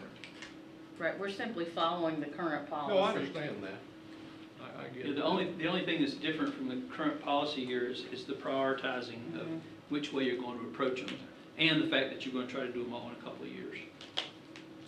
Now, I'm confused now. I'm sorry. On the $5 million we approved this year, does it include them cost sharing? Yes. Anything beyond 1,000 feet, yes. Okay. Well, let me ask this, like GB Hill Road, Rela Hamilton, so if it makes a loop, are we counting 1,000 foot from each direction? Or, Richard, are you familiar with that one? That one's got a good number of sign-ups in it. It's got a lot of manganese and arsenic hits in it. I think that's something when you sit down and look at the total footage and then you look at the number of sign-ups and you divide that out, that one I think will be fine because it is tight enough. But that's something I have not looked at personally. Because it's 1,000 feet per customer. oh, Yeah. So if you've got 2 customers, it might be 2,000 feet before they would have to start paying. I guess my only concern is, some of these have been on the books since 2013. Yeah, they knew that there was cost sharing involved. We couldn't obviously give them a figure as to what it would be. I would hate to go to a customer and say, yeah, we know you waited 6 years, 7 years to get this done. Here's how much it's going to cost, and your only option is to write us a check. I would encourage the board to have staff look at some alternative methods in which a customer could pay that. Understandably, that may diminish or reduce the number of customers that are going to fall off or want to bow out. But I think our goal here is to service as many people as we can And I think it's inherent that we give them the opportunity, every opportunity, to afford it, if they can. So I personally think we need to look at some alternate methods of collecting that payment versus just a stroke of check. And Barry, Commissioner Akins talked about this at the Lake Twitty workshop. Cane Creek. Cane Creek. I knew what you meant. I knew what you meant.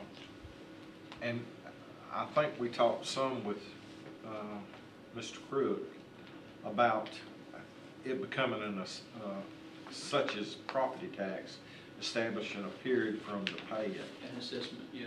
Yeah, an assessment. So those are options. Again, I think that what I would suggest is, let's look at how many on the list are going to be in that greater than 1,000 foot per customer criteria. Well, that's what I was trying to do. And see then what kind of money we're talking about for some of those. Because my understanding is some of them are very substantial. Yes. And some of them are fairly minor. So I would suggest that before you decide that you want to go all in on this, that, John, you would. I was just gonna say, it's pretty easy to look down the list. If you go over to the column that's request per mile, that column, if it's less than 6, then there's gonna have to be some payment by the customers. If it's more than 6, so there's 5,000 feet in a mile 52, Right. whatever. So if it's less than 5 or 6, somewhere in that range, then there will have to be some payment by the request. Otherwise, it should cover the cost of the project. So 8 of the 15 would need to pay out of pocket. This is the list that Commissioner Helms made the motion on, was option 2, right? Yeah. So you've got, Yeah. less than that one, too.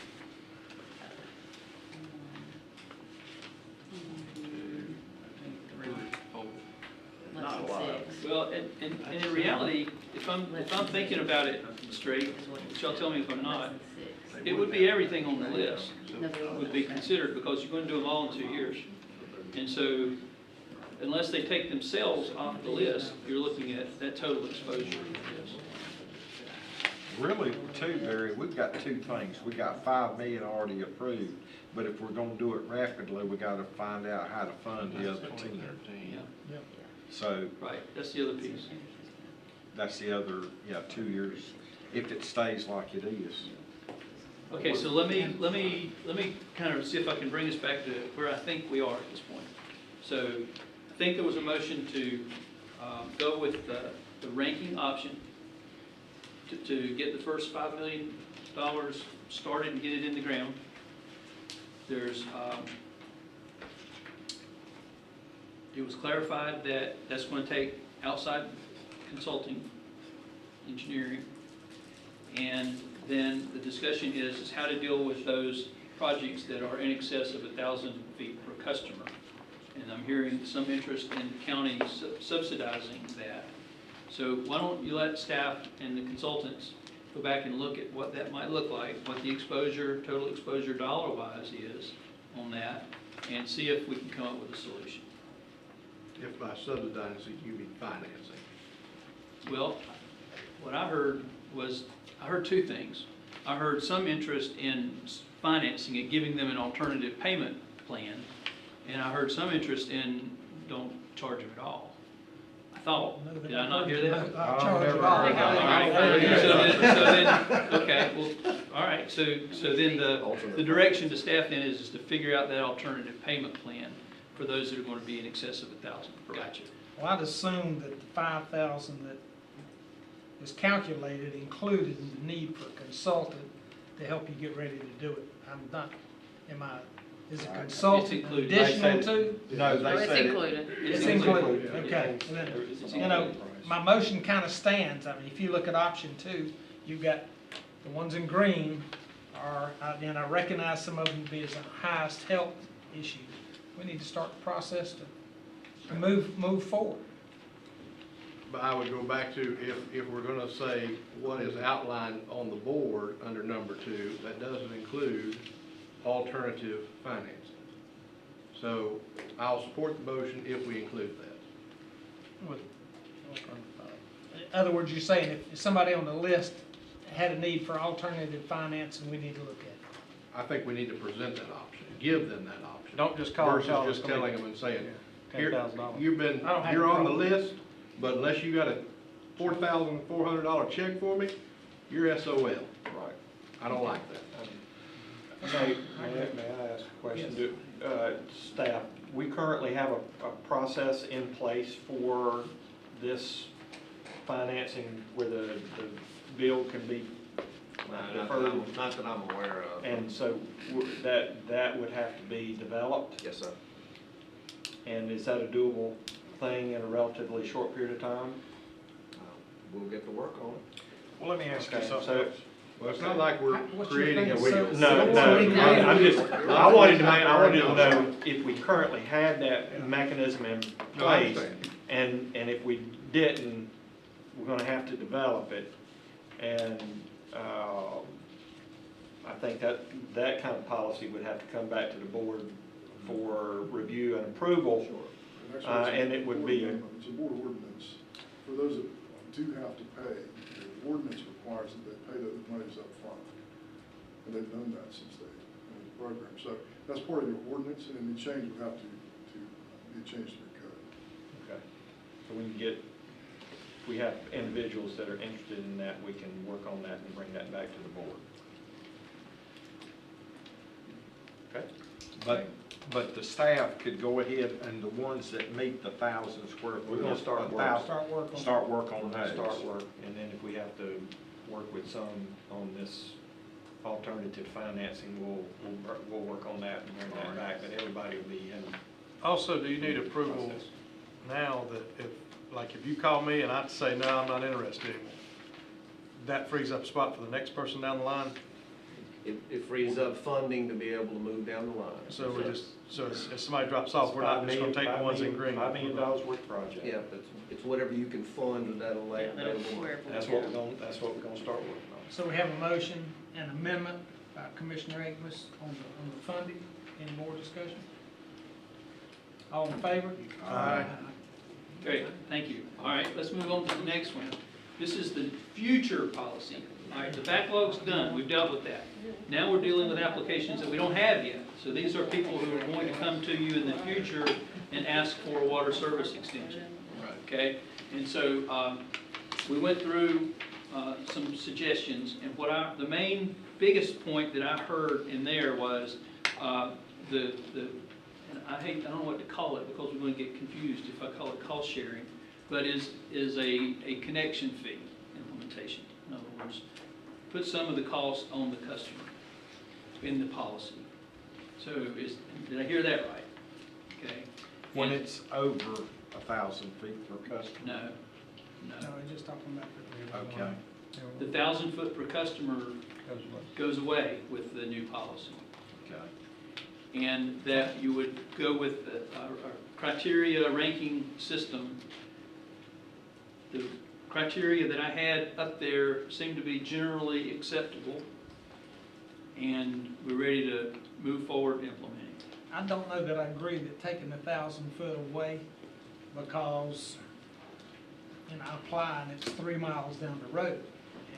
But if you're the only one that applies 3 miles down the road, you're I know not you're going to gonna rank score. lower. You're not going to I score high enough to understand- get I filled. understand it, Yeah. but I like the idea of the 1,000 where people have to team together to try to get it. Well, they'll get more points in the scoring system the more people per mile they have. And they'll get more points in the system the more documented issues there are for well problems. And they'll get more points in the system the cheaper the cost per customer. But it sets an expectation that I don't have to be, I can be a mile or two down the road and apply because I've got a bad well. And we do have some limitations, even though the ranking will sift out some of those. And I understand what you're saying, I'm not arguing with you. And I'm not arguing either, and I hear what you're saying too, but let me give you a for instance and Okay. see if it changes your thinking or not. It may not. All right, so if it's a 3,000 foot down the road and there's one customer, if it somehow scored high enough that it was still on the radar screen, chances are if it's that far it's gonna be one of these blue lines. Because when you look at your roads, your road network around here, you're gonna be getting into some long extensions. You're gonna be on a significant road. And so it might be that you're, in a way, you're contributing to that blue line network on there with that. So Just your a cost thought, share, just a thought. I agree. If it's down one of those roads, the main, you know, was it maybe an 8-inch pipe instead of a 4? Well, and that's Yeah. where, if you go back to the criteria, the bonus points for the utility interest, that could be a bonus point for the utility interest. Well, go back to the map, please. Because I don't think a lot of people understand, especially if somebody might be watching. Can they see this map at home while they're watching this? Most of those green lines, they're not put in by Union County. Those little green areas are put in by developers. They're put in the ground, they're ran to the houses, and then they connect to the closest point the county's got a water line. So doing that system where everybody's got skin in the game, that puts back to a kind of a developer model where they can help run the water lines to their homes if they need it. And the ones who really need it will run it. The ones who don't really need it may never run it. But if they don't really need it because they have good water, don't have contamination, have good pressure or whatever, then that's their choice not to get together and run it down their road. But those green lines don't confuse my desire to help or do, you know, what's on the purple lines. Those green lines were mainly put in by developers and the homeowners through their capacity fees or whatever fee they were charged whenever they did it. And that just helps everybody else understand the skin in the game aspect of it. And it saves money for other projects. So instead of doing 100 projects, you do 200 projects. And again, if we can find a way to finance it where that was the biggest problem back when they did it before, it seemed to be is that they would go to every neighbor and all of them would agree except for maybe a couple, and they were maybe people on Social Security had fixed incomes, just couldn't afford to do it, even though it would have been better for them and increased the value of the property. They just couldn't do it at the time. So having that financing option that Frank was talking about, that makes that affordable to them all of a sudden, and then it saves money for the next project and the next project. That's how we built this project. You know, everybody at home and here needs to understand that's how this system has been built. The builders put the lines in, they charge the homeowners for them, they pass that cost along to the homeowners, and then they give it to Union County. And that's what we'd be doing back in that type of a program where they have skin in the game. That just helps the next neighbor get it too. That's correct. Okay. All right, so let me recap, just to be sure I'm clear. You want to do the skin in the game. You want the customer to pay a connection fee. You want to use the criteria that we talked about. And so we're ready to start. We need to probably come back to you with an update on how we would do the cost, the payment part. And what I think I'm hearing is that you probably want to look at that in the same context as these other fees as being something that may be financed, so they don't have to come up with a big check all of a sudden. Is that part of what you want to do? Yeah, and calling it a connection fee, I think we're getting too close to the system development fee. Probably needs to be referring to actual cost. Put that line, some portion of the actual cost. The first so many dollars of the cost of putting in the line. Or just, if it's 30,000, half of that. If it's, 100,000, half of that. Something of that nature where it's, if you're taking, if somebody just sold their multi-million-dollar company and they want to run a water line 2 miles, I don't care. Well, and that wouldn't be eligible. That would get back to that distinction between. Right, but you get what I'm saying. That there's that it's just cost of the project, not just a flat fee for everybody. I hear you. I think the flat fee will be more workable, but we'll look at it. Okay. All right. Any other guidance that you want to give to us on the future policy? Okay. Well, one thing that I heard that sort of bothered me is the people that have applied, or once they come in and apply one time, I wish they wouldn't have to come in every year and reapply. Currently, They don't. Yes, They won't. actually, Well, wait a minute, let me- in the new one, they will. In the old one, they don't. In the old one, the current policy, you create this backlog. And then you get into the situation that you're in now, where you've got a $14 or $15 million commitment that's hanging out there, and you've got people that are 8 years into getting the water line. And once they're on the list, they never change in priority except the passage of time. But what I'm saying is, or maybe the answer's there and I'm just not understanding it. If it didn't meet the criteria and didn't get funded, Yeah. you know, would it be because it was just too much money for too little water line? It could be, and so I guess there's a couple of ways we could do that. One is that you could tell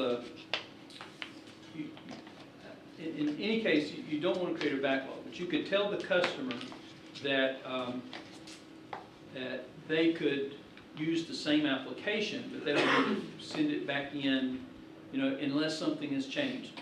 And it would be to their benefit, you know, if something has changed, maybe they'll rank a little higher. But I really caution you against creating a backlog. Well, so how do we handle it with developers? Well, the developer process works completely we're not different. running short lines of Right, developers. but how do we handle, I mean, they have to get first of all, we need to know if we have capacity. That's right. And so that, there's a time commitment on that capacity. What's the time commitment on capacity? 5 years, I 5 believe. years. This is a Scott question or 5. Jeff question. They have 5 years So to every- build the infrastructure. So every 5 years they would need to reapply? Well, I don't know. We'll look at that. But the concern is that you need to have accurate, up-to-date information from them when you do the ranking. It's to their advantage and to the county's advantage too, to have the best information to do the ranking. Well, they could do it online. I mean, it's not something they gotta get in line for, right? Well, we haven't set up the paperwork yet, so to speak, so that's, Yeah, let us work on the process. Yeah. I think we hear what you're saying, but it's gonna be different every year. I mean, yeah, it could be. you know, there might be So 200 people come, there might only be 10 people come. So I don't want us to, you know, that's managing to the least common denominator. I don't like to think that way in how we set up our processes. Well, there's some construction around the county that has impacted wells where they were fine, but after explosions, for example, it opens a fracture. So that's some things we need to ask them when we come Those back into extreme it. hardship cases. I guess, Barry, what I'm thinking, and I grew up on a dirt road, Me too.